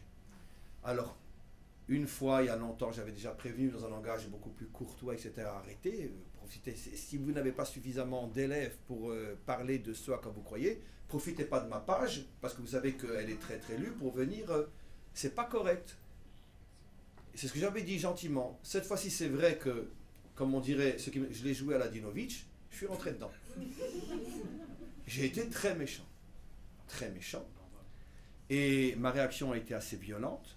Bien que j'ai bien précisé, vous verrez le texte, ma réaction, parce que j'en peux plus, c'est pas possible, ça devient véritablement, c'est des pasteurs, c'est des bonnes sœurs, et ils le disent de même, pasteur un tel, curé un tel, ça, qui se servent de page Facebook pour venir finalement parler de Jésus et du Christ, en sachant qu'ils seront peut-être lus plus que sur leur propre page Facebook, parce que sinon ils ne viendraient pas chez moi. Et donc j'ai été très méchant, et c'est vrai que je n'ai pas été gentil à l'égard de Jésus, et sans l'insulter, que Dieu ne plaise, etc. Mais disons que j'ai repris, parce que je me dis, il faut absolument que là, je les écœure de venir chez moi. Ça n'a servi à rien, parce que, alors, si vous lisez les commentaires, je crois qu'il n'y a pas un endroit au monde où on parle autant de Jésus que sur ma page Facebook. C'est alors, ce que je voulais gagner, ben alors, franchement, j'ai fait l'erreur de ma vie, alors là. Alors, si j'avais su... alors c'est pire encore que ce que je pensais. Alors là maintenant aujourd'hui, j'ai toute l'église sur mon Facebook. Regardez, c'est à peine croyable. J'arrive même plus à suivre. On est déjà plus à 500 commentaires, des pages entières d'un pasteur un tel, d'un cardinal un tel. C'est fou. Mais bon, là je sais plus comment réagir franchement. Je sais plus quoi faire. Là j'ai été dépassé, j'ai fait une erreur, je reconnais. Mais bon, c'est comme ça. Mais qu'est-ce que j'ai dit? C'est toujours le même langage, le Dieu de l'amour, le Fils Dieu de l'amour, la compassion, etc., etc. Alors moi, j'ai toujours cette phrase que je réponds, d'accord? Et je le dis à haute voix et je l'assume. Je veux dire, venir parler d'amour, etc., au nom d'une personne, d'accord, qui pour nous, juifs, a été le nom évoqué pendant 2000 ans pour nous massacrer, parce que chaque sortie de l'église à Noël et à Pâques, c'était direction le ghetto pour massacrer du juif pendant des millénaires. Et c'est quand même un petit peu culotté de se servir de la page Facebook d'un juif pour venir essayer de convaincre les juifs d'adhérer à cette idéologie, alors que nous, on l'a plutôt vu du côté des barbelés que du côté de l'église. Bon, ça a suscité un tollé inimaginable, comme vous pouvez imaginer, parce que bon, les gens font exprès de ne pas comprendre ce que je veux dire. Dans mon intervention, j'ai bien dit que j'ai des milliers d'amis chrétiens et d'amis non juifs. Je dis même, je vais jusqu'à dire, et là je sais que je me suis mis tous les juifs sur le dos, c'est que j'aime les non-juifs autant que j'aime les juifs, je ne fais aucune différence. Alors là, maintenant, j'avais maintenant les curés d'un côté, j'avais les rabbins de l'autre, non, je suis au milieu. Mais peu importe, c'est toujours, je ne sais plus où me mettre. Parce que quand j'essaie de me protéger des curés, c'est les rabbins qui me tirent dans le dos, et que je ne sais plus où me mettre. Mais c'est pas grave. C'est le choix que j'ai fait dans ma vie, ça veut dire d'essayer de rentrer dans aucune case. Je ne veux pas être un mouton. Mais peu importe, quoi qu'il en soit, donc je précise bien que ça n'a rien à voir le fait que vous êtes chrétien, curé, ou c'est pas, sincèrement, comme dans mon discours de ce matin, et tous ceux qui me connaissent savent à quel point c'est sincère. Je veux dire, l'un des hommes vis-à-vis desquels je voue une admiration, un amour profond et un respect incroyable, c'est le chef prieur de la basilique Saint-Pierre, Don Alberto. Vous avez tous vu les clips que j'ai fait avec lui, etc. C'est un homme pour lequel j'ai un respect, alors que c'est un homme qui, pendant 60 ans, organisait la prière de Noël à la basilique Saint-Pierre. Mais pour moi, c'est comme un père. Enfin, j'exagère, mais parce que je dis un père parce qu'il a 30 ans de plus que moi. Mais c'est un homme dont j'ai un respect, parce que je sais à quel point il est authentique, il est profond, il est sincère, Je me fiche royalement du fait qu'il était le chef prieur de la basilique Saint-Pierre. Moi, je vois l'humain.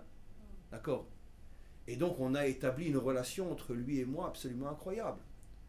Je ne peux pas trop le divulguer, etc. Mais sachez qu'une fois par mois, j'ai une émission privée avec des dizaines de prêtres, de curés, de bonnes sœurs, etc. sur une ligne privée Internet, où on se voit, etc., où on a des échanges, il me pose des questions, je réponds, etc. Une fois par mois. Là, dimanche prochain, j'en ai une, quand je rentre. Avec, je ne peux même pas vous dire les noms, vous ne croirez pas. Quand vous les croisez dans la rue, vous dites bonjour monseigneur, vous ne savez pas qu'il est l'élève du Radinovitch. Je ne raconte pas de blagues. Je ne raconte pas de blagues. Et donc, c'est pas ça. Ce que je ne supporte pas, si vous voulez, c'est qu'on vienne nous faire de la morale alors que tu as tellement à te poser de questions sur beaucoup de formes et beaucoup d'aspects du christianisme. Et pas seulement du catholicisme, parce que n'oublions pas que l'Allemagne nazie était en grande partie protestante. Et donc, tu as tellement de questions à te poser sur ce qu'on a fait de cet homme-là, comment qu'on l'a utilisé pour faire du mal, l'Inquisition, les pogroms, les massacres des Cosaques, etc. Et je le dis, et je sais, parce que vous me comprenez que ça ne vous vexera pas, la Shoah est la conséquence directe de l'utilisation du nom de Jésus pour diaboliser les Juifs. Ça ne pouvait être qu'en terre chrétienne qu'il puisse y avoir la Shoah. Même en terre musulmane, il ne pouvait pas y avoir la Shoah, parce que même les musulmans, malgré tout, malgré ce que vous avez dit, vous avez raison, aujourd'hui c'est plus politique que religieux, la haine, mais la haine des musulmans à l'égard des juifs n'est jamais arrivée même à l'ombre de la haine des chrétiens à l'égard des juifs, Et aujourd'hui, si la haine des musulmans a dépassé celle des chrétiens, c'est parce que c'est politique, mais non religieux. C'est la politique qui a, on pourrait dire, faussé les données. Mais sur le plan purement spirituel, même les musulmans n'ont jamais haï les juifs autant que, en tout cas au moins jusqu'à il y a un siècle, la grande majorité des chrétiens. Au nom de Jésus, parce qu'on a tué le Christ, parce qu'on empoisonne les puits, parce qu'on fait de la matzah en égorgeant des enfants juifs et en mélangeant le sang avec... Enfin, bon, imaginez. On est le seul peuple au monde qui, depuis 4000 ans, ne mange pas de sang. On sale la viande je ne sais combien de fois pendant plus d'1 heure pour avoir le droit de la mettre dans la bouche, mais dans la matzah, on met du sang d'un enfant. Mais ça passe, quand ça concerne les juifs, tout passe. Très bien. Donc, c'est toujours moi, ma manière, si vous voulez, de les faire taire. Je dis, arrêtez de nous saouler avec vos histoires du Christ, regardez d'abord ce que vous avez fait en son nom pendant des millénaires. Très bien. Bon, vous verrez les réactions, etc. Maintenant, ça, c'est pour répondre d'une certaine manière, et malgré tout, je m'en sers pour vous répondre à vous aussi. En tant que chrétien, posez-vous la question, comment est-il possible que, apparemment, un homme qui est venu parler d'amour, un homme qui est venu parler de paix, de fraternité, comment son message a-t-il pu être à ce point falsifié pour faire couler, je pense que l'Europe, au nom de Jésus, a fait couler plus de sang en 2000 ans que n'importe quelle autre religion. Je ne pense pas me tromper. Même les musulmans sont encore loin derrière. Malheureusement, ils risquent de rattraper. Mais pour l'instant, ils sont encore loin derrière. les guerres de religion, les massacres de protestants, les massacres de juifs, les massacres de tout ce qui n'est pas catholique, etc. Et les massacres entre eux, entre le catholicisme de Rome et le catholicisme de Constantine, etc., Constantinople, c'est inimaginable. Et aujourd'hui, l'abandon total de Rome par rapport aux chrétiens du Proche-Orient. Pourquoi? Parce que comme ils ne sont pas chrétiens selon le christianisme romain, qui crèvent. Mais c'est inimaginable. À l'époque de Daesh, ils étaient crucifiés, coupés en morceaux, etc. Regardez ce qu'on fait aux Coptes en Égypte. Vous avez vu le pape réagir? Donc, il faudrait quand même se poser une question. Comment est-il possible qu'un personnage qui vient se présenter comme étant un modèle de paix et d'amour soit à ce point transformé en quelque chose qui va devenir finalement le moteur de la haine et du sang qui va couler en son nom? Parce que quand les croisés ont fait tous les massacres qu'ils ont fait, parce qu'avant d'arriver et qu'il a commencé à avoir les guerres au Proche-Orient, vous savez tous que toutes les communautés juives qui étaient sur le chemin, ils sont toutes passées. Toutes, les unes après les autres, hommes, femmes, enfants. Des centaines de milliers de massacres. Et avec la croix bien haute. Alors, est-ce que Jésus est responsable, pas responsable? Mais quoi qu'il en soit, c'est ce qui a été fait en son nom. Donc ça, c'est un problème que j'essaye toujours de faire comprendre à mes amis chrétiens. Ne fuyez pas cette question. Ayez le courage de vous poser la question, qu'est-ce qui s'est passé? Qu'est-ce qui s'est passé? Or, juste laissez-moi terminer mon ami, je pense qu'il y a, consciemment ou non, une fuite en avant, consciente ou non, face à cette question. Je pense que le monde chrétien, dans sa grande majorité, il y a des exceptions et j'en connais puisque je fréquente beaucoup d'hommes d'église et beaucoup ont le courage comme Don Alberto, je vais vous raconter une histoire. Il s'agit donc, encore une fois, mon épouse présente ici était là, donc j'ai un témoin. J'ai raconté cette histoire-là. Don Alberto, le chef prieur pendant 50 ans de la basilique Saint-Pierre, c'est-à-dire le temple de la religion catholique. D'accord. La première fois qu'on s'est rencontrés, généralement je suis quelqu'un de toujours très très à l'heure, j'ai eu un empêchement et je suis arrivé en retard. Donc j'ai fait la femme qui l'accompagnait, qui est une ancienne bonne sœur du Carmel, elle aussi pendant pratiquement 50 ans, qui elle s'est convertie, qui est une élève à moi aujourd'hui, mais qui était aussi une sœur carmélite pendant 50 ans, née en Syrie, etc. Française mais née en Syrie. Et donc c'est comme ça qu'elle avait fait découvrir mes cours à Don Alberto, il y a à peu près 5-6 ans. C'était une élève de Lustiger, ici en France. Et après elle s'est installée à Jérusalem. Et c'est là-bas qu'elle m'a découvert. Mais quoi qu'il en soit, elle s'appelle Elisheva aujourd'hui, pour ceux qui la connaissent, vous l'avez sans doute vu sur mon site, elle intervient de temps en temps. Et donc, je lui ai donné les clés, je lui ai dit, écoutez, comme Don Alberto avait déjà à l'époque, ça remonte à 5 ans, il avait déjà à peu près 80, il a 85 ans, je ne peux pas le faire attendre devant le portail, je lui ai dit, rentrez, j'avais un petit jardin devant mon bureau, mettez-vous devant le bureau, j'ai raconté cette histoire, mais c'est l'histoire, je pleure à chaque fois que je la raconte. Et j'arrive. On arrive en retard, mon épouse et moi. Et donc, Don Alberto est là. Il est assis. Moi, le jardin n'est pas très grand, à peu près cette distance-là. Et je rentre à la porte et il parle couramment le français. Il parle plusieurs langues. C'est vraiment un grand érudit. Il parle bien sûr l'italien, c'est un romain, mais il parle aussi l'hébreu. Il bredouille pas mal l'arabe, l'anglais, l'allemand. Et un homme très très érudit. Donc, dans un français pratiquement impeccable, il me dit, d'ailleurs, ceux qui ont vu les clips avec lui, vous voyez comme il parle bien français, il me dit, Rav, je vous en supplie, restez là où vous êtes. J'espère qu'il n'a pas mis une bombe à cet endroit-là quand même. C'est la première fois que je le rencontre, je ne connais pas encore, je ne sais pas. Et donc, je reste, il se lève, d'accord. Maintenant, on va faire le contraire. Maintenant, c'est vous qui avez voulu mettre là. C'est vous le Rabinovitch. Très bien. Il se lève, d'accord. Un homme de 80 ans, chef prieur de la basilique Saint-Pierre. Comme ça. Il arrive vers moi comme ça. Il me prend la main. Et il me dit, maître, est-ce que je peux vous embrasser la main? Je ne sais pas quoi faire. Je dis, oui. Embrasse la main. Est-ce que je peux relever la tête? Je dis oui, il a 30 ans plus que moi, d'accord? Et à ce moment-là, on rejoint nos places, il me dit la chose suivante. C'est la première fois que j'ai entendu ça. Après, j'ai entendu d'autres personnes, mais jamais de cette manière-là. Il représente quand même l'Église catholique. Il est rentré au Vatican, il avait 18 ans. Il dit, au nom de l'Église catholique, je vous demande pardon pour tout le mal que notre peuple a fait au vôtre pendant 2000 ans. Est-ce que vous acceptez nos excuses? J'ai dit, un homme comme ça, pour moi, c'est mon frère.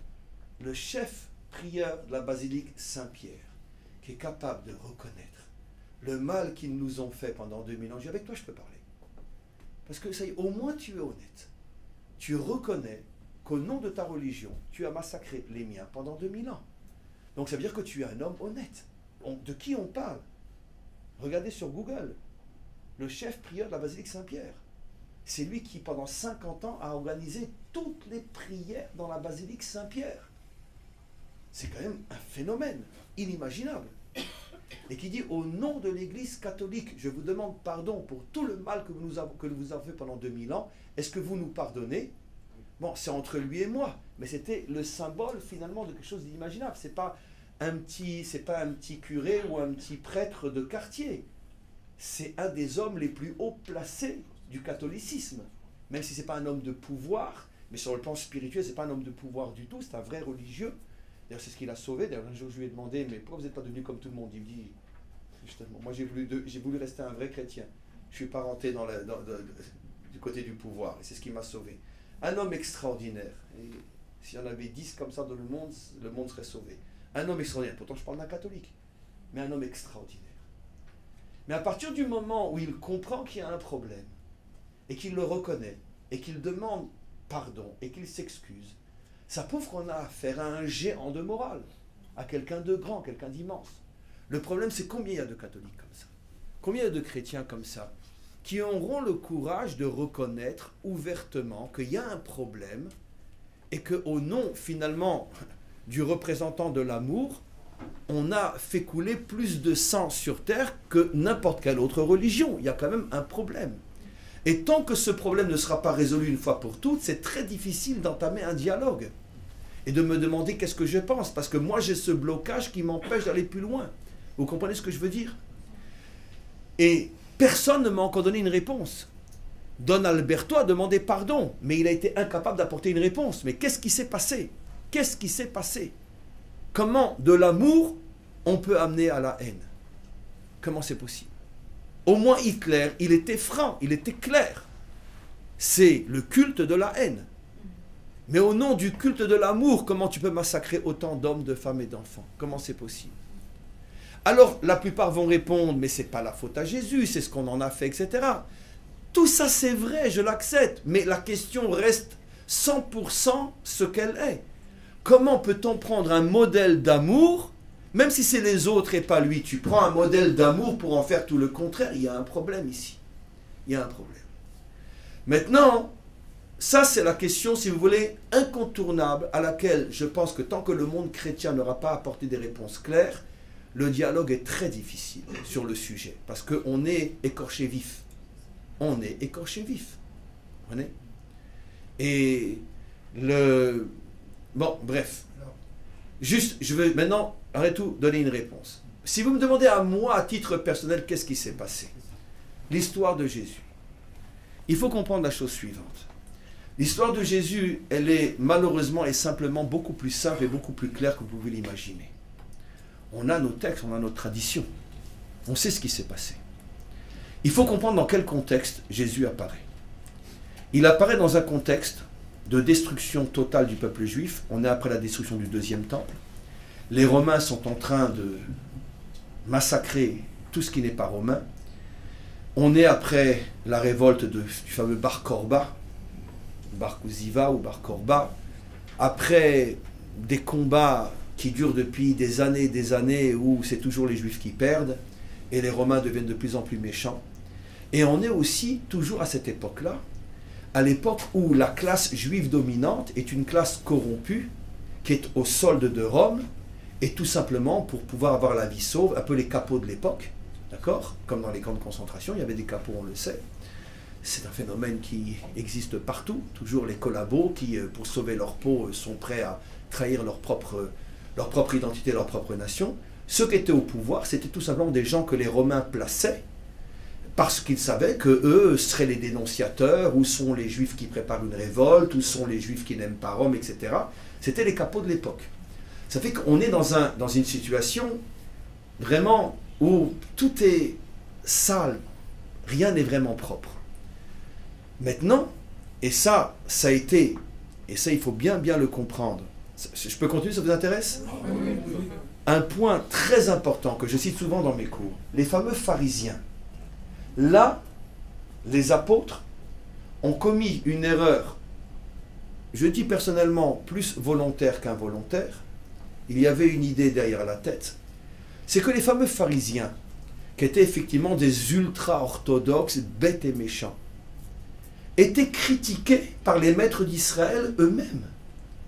C'était une secte ultra-orthodoxe, comme il y en a jusqu'à aujourd'hui en Israël, d'accord, qui étaient des fous bêtes et méchants, qui justement étaient tellement écœurés par tout ce qui se passait, qu'ils se sont, on pourrait dire, jetés d'une manière extrémisme dans le judaïsme, mais au point de le falsifier, en donnant une importance à la lettre tellement exagérée que tout l'esprit du judaïsme était sacrifié, mais ne représentait qu'une petite secte. Vous avez entendu parler des Neturei Karta? Oui. D'accord? Ces sales juifs, d'accord, qui sont les amis d'Arafat, sont les amis des Iraniens, etc., qui sont des fous furieux. Ben, il y a des fous partout. Une secte ultra-orthodoxe, antisémite, antisioniste, comme c'est pas possible. Ils sont les amis intimes des pires ennemis d'Israël. C'est comme si quelqu'un allait se servir des Neturei Karta qui représentent peut-être, je sais pas moi, 400 ou 500 familles aujourd'hui, d'essayer de créer une image, c'est ça le judaïsme. C'est un crime quand même. Parce que les plus grands ennemis de ces gens-là sont précisément des juifs comme moi avec une kippa et une barbe. Parce que je sais à quel point ils falsifient mon judaïsme, à quel point ils ne me représentent pas, et à quel point ce sont vraiment une bande de malades mentales qu'il faudrait juste mettre dans un asile psychiatrique. Mais c'est sûr qu'ils ne représentent pas le judaïsme. Qu'est-ce qu'a fait le Nouveau Testament? Il s'est servi d'une secte de malades mentaux que nos maîtres dans le Talmud ne cessent de critiquer sans arrêt. Nous, en français, on appelle ça les pharisiens. Ça vient du mot hébreu qui veut dire les prouchim. Parouche, ça veut dire celui qui est toujours... il s'éloigne de tout. Nos maîtres disent, c'est quoi un pharisien? C'est quelqu'un, quand il est dans la rue, il ne veut pas regarder les femmes, alors il marche comme ça, et puis il se tape la tête contre les murs, il est plein de sang. Voilà.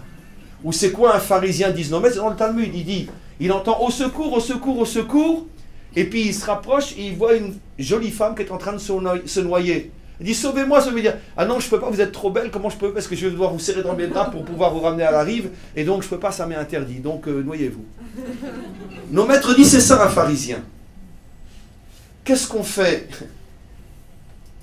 Beaucoup. Ils se sont servis de cette secte malade mentale pour dire, c'est ça le judaïsme.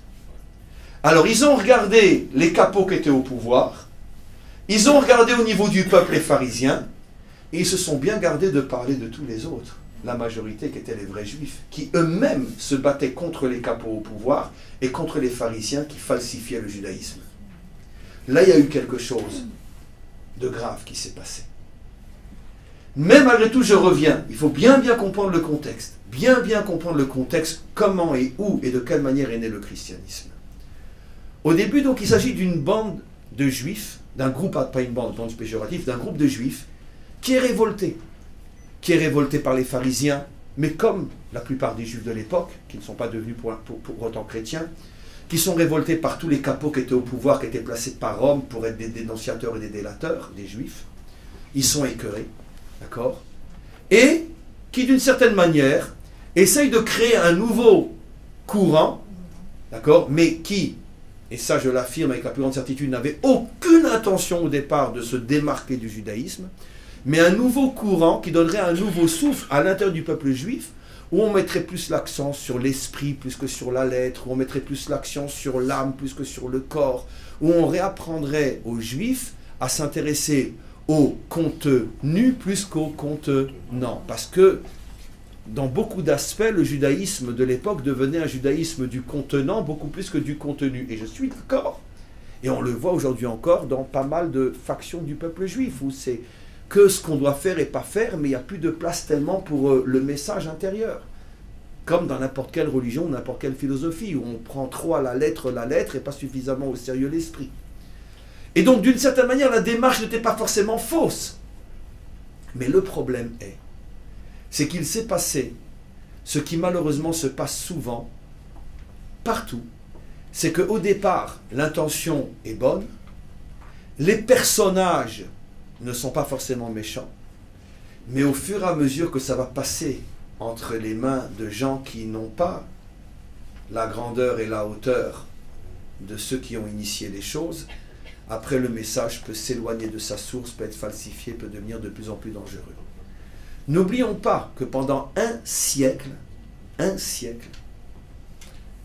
l'église de Jérusalem était une église entièrement de juifs. Ça ne serait même pas venu à l'esprit pendant un siècle, c'est long, un siècle, mais ça on ne vous l'a pas appris. Mais si vous voulez savoir ce que c'est le christianisme, vous demandez à un juif. Je vais vous expliquer. Je suis très sérieux. En tout cas, moi je l'ai beaucoup appris. Sinon je ne me permettrais pas d'avoir tellement de relations et tellement d'amis avec des non-juifs ou des chrétiens, sinon de quoi je parle, si je ne connais rien. Donc je l'ai profondément appris. J'ai lu le Nouveau Testament de nombreuses fois. Il y a une époque, il y a quelques années, je le connaissais même par cœur. Donc je sais de quoi je parle. Et donc ce qui s'est passé, c'est que pendant un siècle, le christianisme avait pour vocation on pourrait dire, de redonner un nouveau souffle à l'intérieur du peuple juif. Jusqu'à ce qu'arrive Paul. Un siècle après Jésus. Il n'a jamais connu Jésus. Il ne sait pas de quoi il parle. Et tout d'un coup, lui, qui vit à une époque où il n'y a pratiquement plus de nations juives, où les juifs sont déjà en grande majorité exilés partout, tout d'un coup, il a une idée qui lui monte à la tête. Et si le message, on le transmettait aux nations? Chose qui n'avait jamais été pensée ni par Pierre, ni par Jacques, ni par personne. Le principe qu'un jour Israël deviendra un modèle pour les nations, ça c'est un principe que même Moïse disait. Ça c'est pas la nouveauté du christianisme. Mais d'aller porter la parole aux nations, clairement, à pied, à cheval, ça c'est une nouveauté de Paul. Et donc Paul décide que le message, puisqu'il n'y a plus tellement de juifs maintenant à Jérusalem, on est 100 ans après la destruction du temple, donc les juifs sont déjà pratiquement tous en Europe, à Rome, en Italie, partout, il ne reste pratiquement rien en Israël. Donc, allez, lui se met en tête que finalement la nation juive a disparu. Peut-être, interprète-t-il, c'est le signe comme quoi finalement il faut que maintenant que le message arrive aux nations. Et il commence, lui et ses élèves, à le dispenser auprès des nations. Et c'est là que tout commence à aller mal. Pourquoi? Parce qu'il perd complètement le contrôle de la situation. Une fois que le message arrive en Europe, vous savez ce qu'était l'Europe il y a 2000 ans, franchement? C'est quoi? Des barbares, des païens, des idolâtres. Sans aucune préparation, sans rien, on leur transmet un message qui déjà a 100 ans de recul par rapport à sa source, et on le transmet maintenant à des hommes et à des femmes qui ne connaissent que de se prosterner devant un chêne ou devant un peuplier. Comment voulez-vous que ça marche?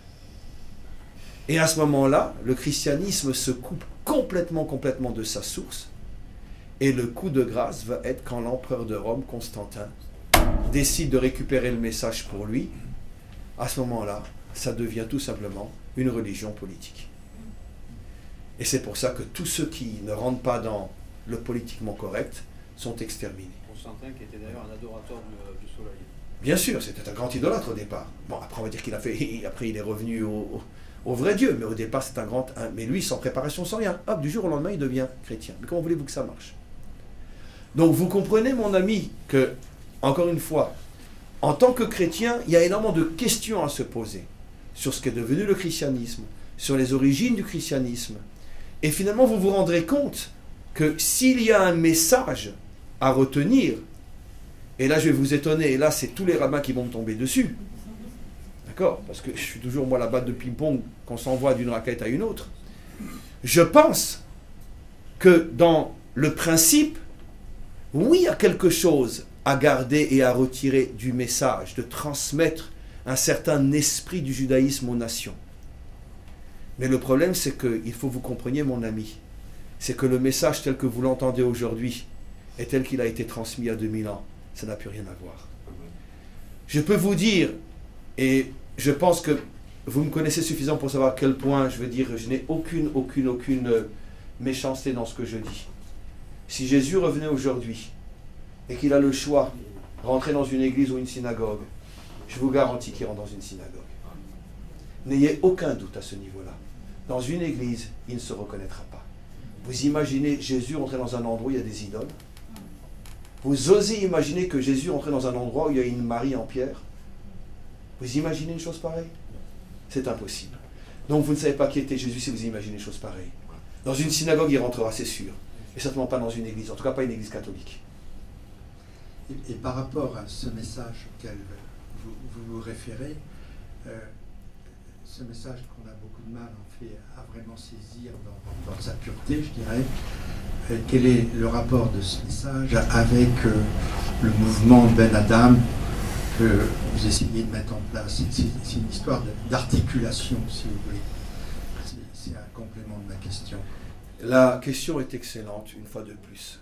La réponse, elle se situe très facilement à une virgule qui donne tout à fait un autre sens à la phrase. Vous savez, selon comment on place la virgule, la phrase n'est pas la même.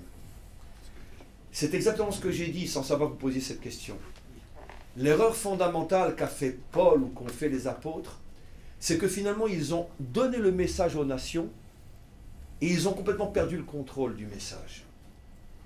Ce que nous disons et ce que moi je dis, c'est que vous ne pouvez devenir des Bnei Adam que si vous restez consciemment, clairement et de toutes vos forces connectés à la source, c'est-à-dire le juif, l'enseignement juif, l'enseignant juif et le message que vous avez décidé d'écouter.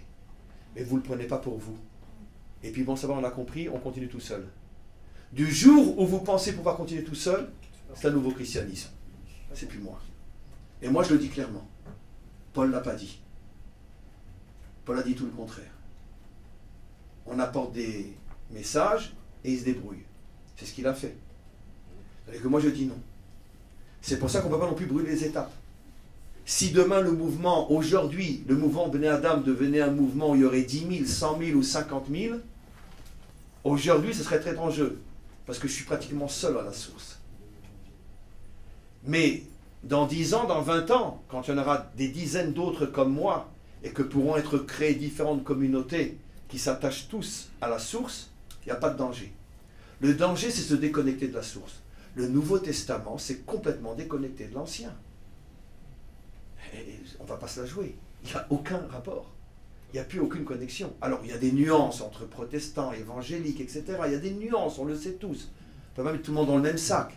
Mais quoi qu'il en soit, il y a très très peu de connexion entre finalement le fruit et sa racine.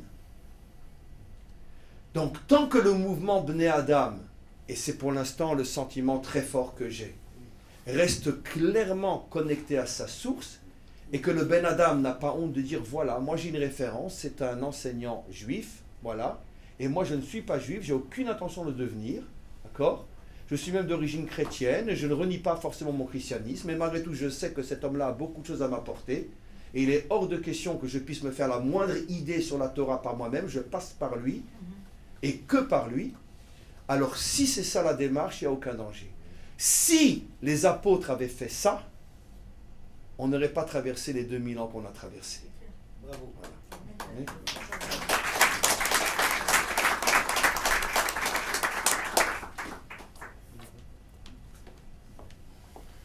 C'est pour ça que, je vais raconter une petite histoire, si vous voulez, privée. C'est pour ça que de nombreux juifs qui m'adorent m'ont dit un jour, mais toi, t'es un nouveau Jésus. Ça, c'est la critique classique. Je la reçois 2 fois par semaine, celle-là, sur mon Facebook, etc. Alors, Jésus, qu'est-ce que tu racontes aujourd'hui? Alors, pour ceux qui veulent m'écouter, je leur dis, il y a quand même une différence, d'accord? C'est que moi, au moins, je préviens mes élèves et mes amis non-juifs, d'accord?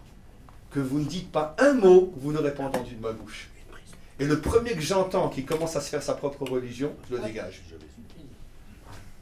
Parce que justement, c'est ça la différence. Pas Jésus lui-même, parce que lui n'a pas commencé à porter la parole à l'extérieur. Lui, il était 100 ans avant Paul. Mais à partir du moment où le message est diffusé sans aucun contrôle, sans aucun garde-fou, là, effectivement, c'est très dangereux. À partir du moment où le message reste contrôlé, c'est pour ça que mieux vaut une petite quantité qu'une trop grande quantité. C'est pour ça que mieux vaut être 70 que 7000, parce qu'au moins on a le contrôle sur la situation. Mieux vaut un petit nombre de qualités qui sera une graine solide, qui très certainement donnera un arbre somptueux, plutôt que de tomber dans l'orgueil de moi, je veux tout de suite être écouté par le monde entier, je veux que tout le monde comprenne que j'ai raison, mais en quelques semaines tu perds le contrôle, et puis finalement tout ton message va être falsifié. Maître? Maître, ici. Non, non, tranquillement, humblement. Voilà. Donc, en fait, voilà, je pense à la paracha de Rukat, où on remonte de source en source, toujours plus grande, mais au bout d'un moment, comme Salomon, on dit voilà, la sagesse, pour moi, en tout cas pour moi personnellement, elle s'arrête là. J'espère que voilà, avec votre sagesse plus grande, vous pourrez peut-être m'éclairer. Je parle de progression arithmétique, comme on remonte de source en source. C'est comme si la sagesse augmentait, et augmente, et au bout d'un moment, bouf, rideau, je comprends plus. C'est-à-dire que tout ce qui se trouve dans la Torah, tout ce qui s'ensuit, j'arrive, enfin, j'ai pas de tableau et de toute façon il faudrait des heures en progression arithmétique à le noter, et tout tombe juste. Mais il y a la dernière que je n'arrive pas à résoudre, et pourtant je dors avec depuis des années et des années et des années, et j'arrive pas à la résoudre. C'est concernant la toute-puissance de Dieu, de Hachem. Mon problème, c'est que si j'écris 2 fois 1 sur une page blanche, je suis obligé de mettre le signe égal entre eux. Je ne peux pas mettre supérieur, ni dans un sens, ni de la droite vers la gauche, ni de la gauche vers la droite. Donc, la question, donc je le traduis en question en fait, ce 1 égale 1, c'est est-ce que Hachem est capable de créer quelque chose qu'il ne saurait pas lui-même détruire? Alors, donc, toujours je retranscris en mathématiques. Quelque chose qui échapperait lui aussi à son contrôle. Voilà. Et donc si je mets oui, alors il n'est pas tout puissant. Si je mets non, il n'est pas tout puissant. Et donc, pour moi, la sagesse, elle s'arrête là. Parce que ça veut dire, si je réponds oui, ça veut dire que oui, il est assez puissant pour créer quelque chose qu'il ne saurait pas détruire. Si je réponds non, c'est qu'il n'est pas assez puissant pour créer quelque chose qu'il ne saurait pas détruire. Donc, je me dis, mais là, ma sagesse s'arrête là. Je veux dire, j'arrive pas. Est-ce qu'il y a une sphère plus élevée que les progressions arithmétiques pour expliquer ça? Je vais te répondre d'une manière qui est très très bizarre. Je suis un grand amoureux des arts martiaux. Dans le combat, il y a 2 types de combats, comme on le sait. Il y a le combat, tu es face à l'ennemi, lève-toi. Je vais pas non, t'inquiète pas. Debout, j'accepte ça aussi. Il y a la première méthode, la plus connue, on est en combat, je te rentre dedans. D'accord. Il y a une autre méthode qui est beaucoup plus puissante, c'est je t'évite. Ça veut dire que je suis très très fluide, d'accord. Même si toi tu es un vrai combattant, j'arrive à baisser la tête, j'arrive à me pousser, j'arrive comme ça. Et donc finalement, qu'est-ce qui va se passer? D'accord. Moi ça me demande beaucoup d'énergie, parce que c'est beaucoup plus difficile d'en terminer en quelques minutes.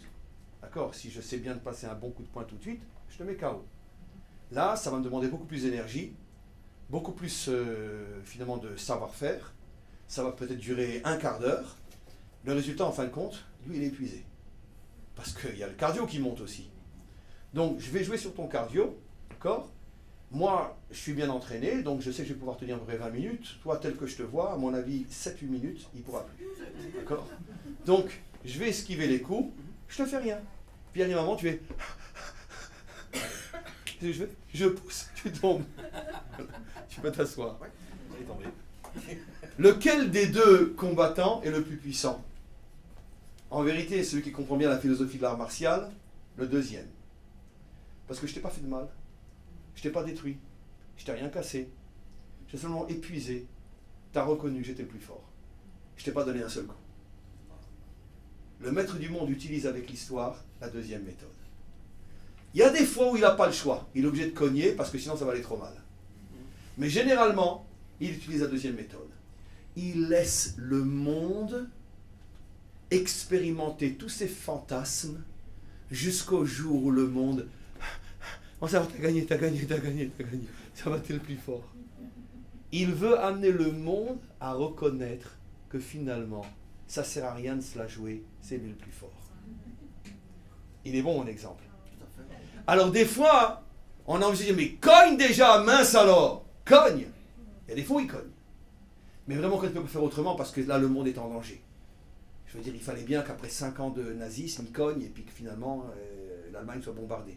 Parce qu'on sait qu'ils étaient à 1 an d'avoir les V1 et les V2, c'était la fin du monde. Comment? Bombe nucléaire ou autre. Donc il a cogné 1 an avant qu'ils aient la bombe nucléaire. Enfin, c'était les V1 et les V2.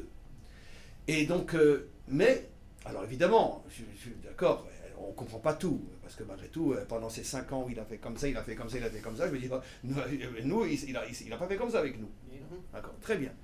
Bon, c'est évident que mon exemple, il vaut ce qu'il vaut, mais il est extrêmement juste.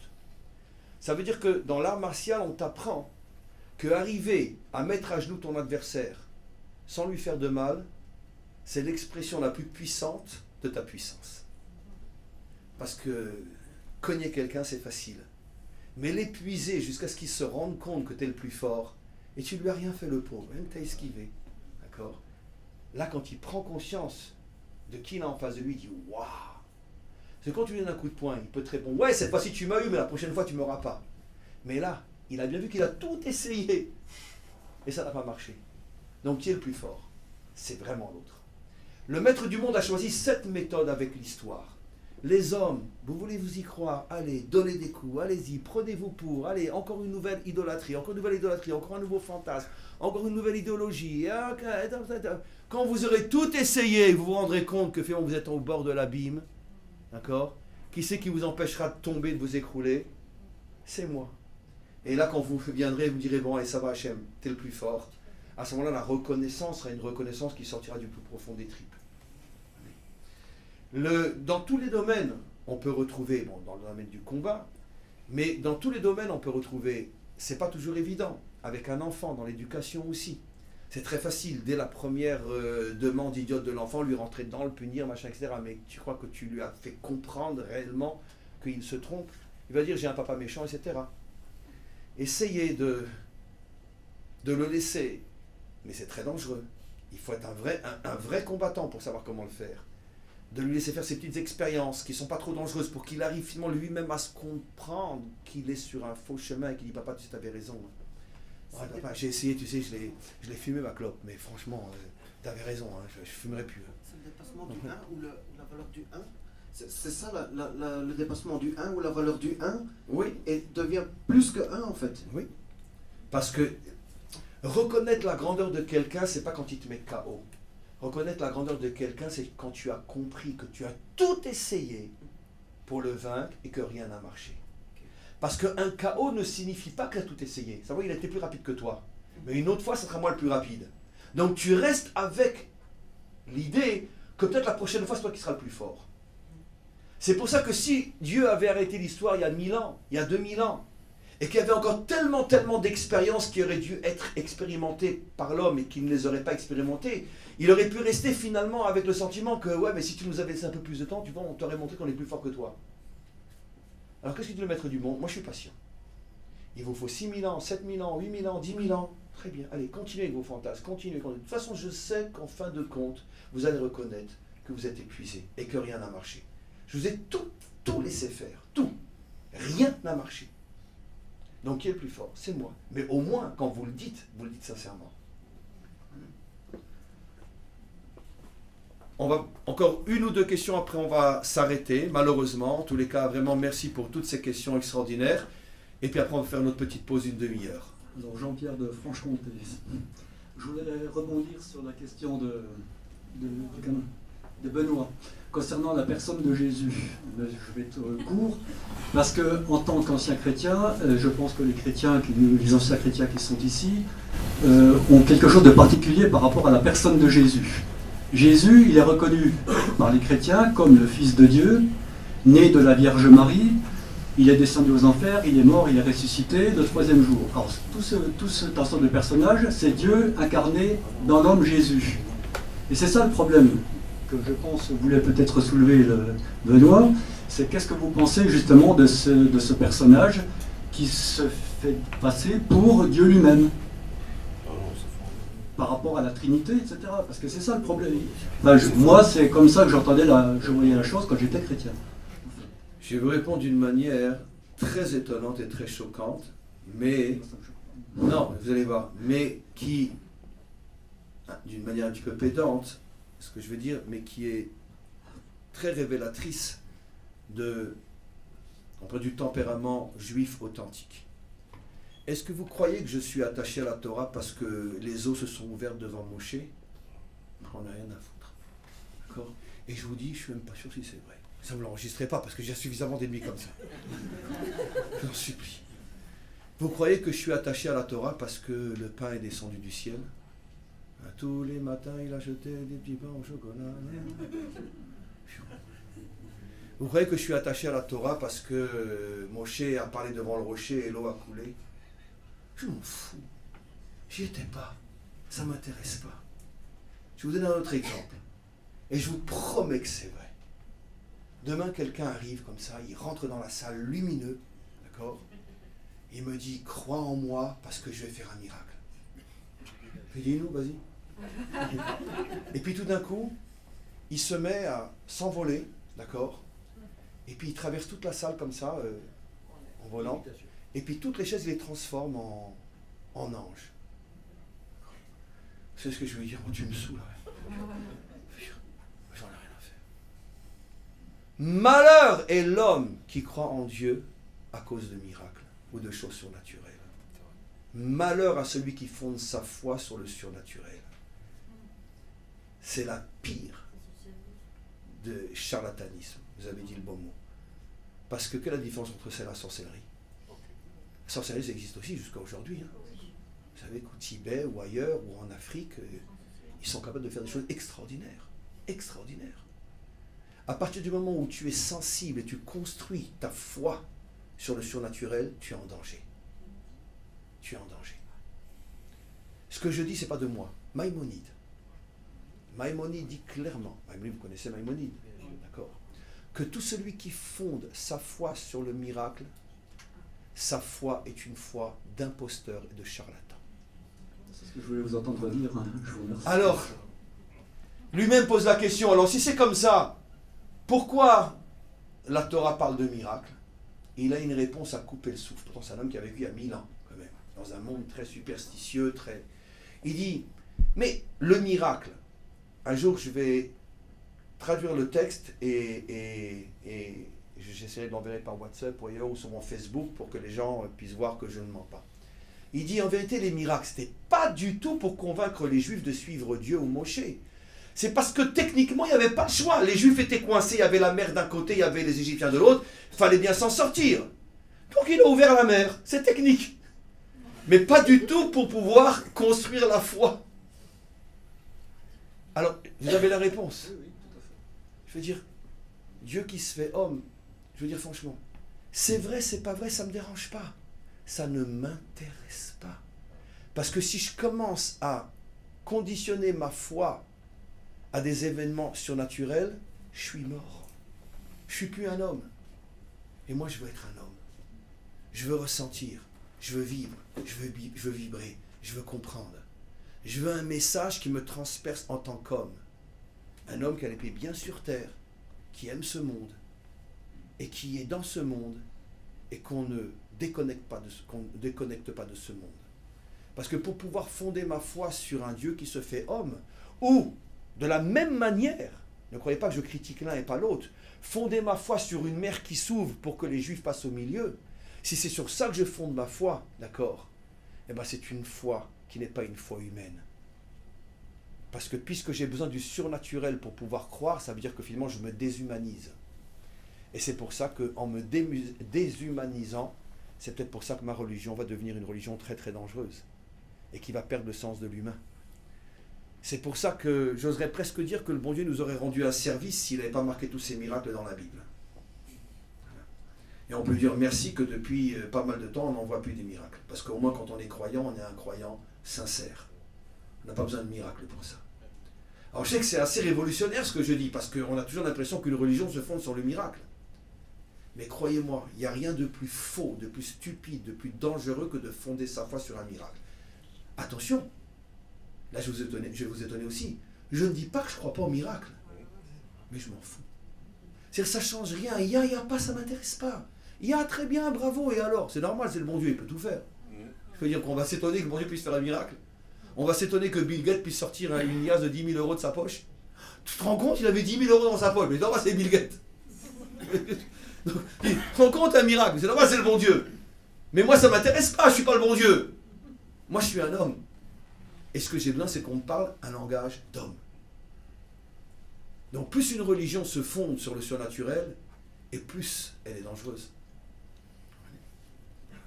Et le tutoiement vis-à-vis de Dieu, là, qu'est-ce que vous en pensez? Parce qu'il n'y a pas de vouvoiement en hébreu. D'accord. C'est une religion de cow-boy. Ok, j'ai compris. Merci beaucoup. Il n'y a pas de vouvoiement en hébreu. Alors, si c'est pas miracle, ça peut être comme un destin? Non, je ne dis pas que le miracle n'existe pas. Comprenez-moi bien la nuance. Je ne dis pas que l'eau ne s'est pas ouverte. Mais c'est pas ça qui va m'apporter plus ou moins de croyance. Comprenez ce que je veux dire? Oui, parce que moi, peut-être je ne crois pas des miracles, que quelqu'un peut voler, voilà, c'est un miracle, mais je crois le destin, parce que c'est plus fort que moi, et dans ma vie, c'est beaucoup de choses qui est passé, que voilà, je vois que c'est le destin.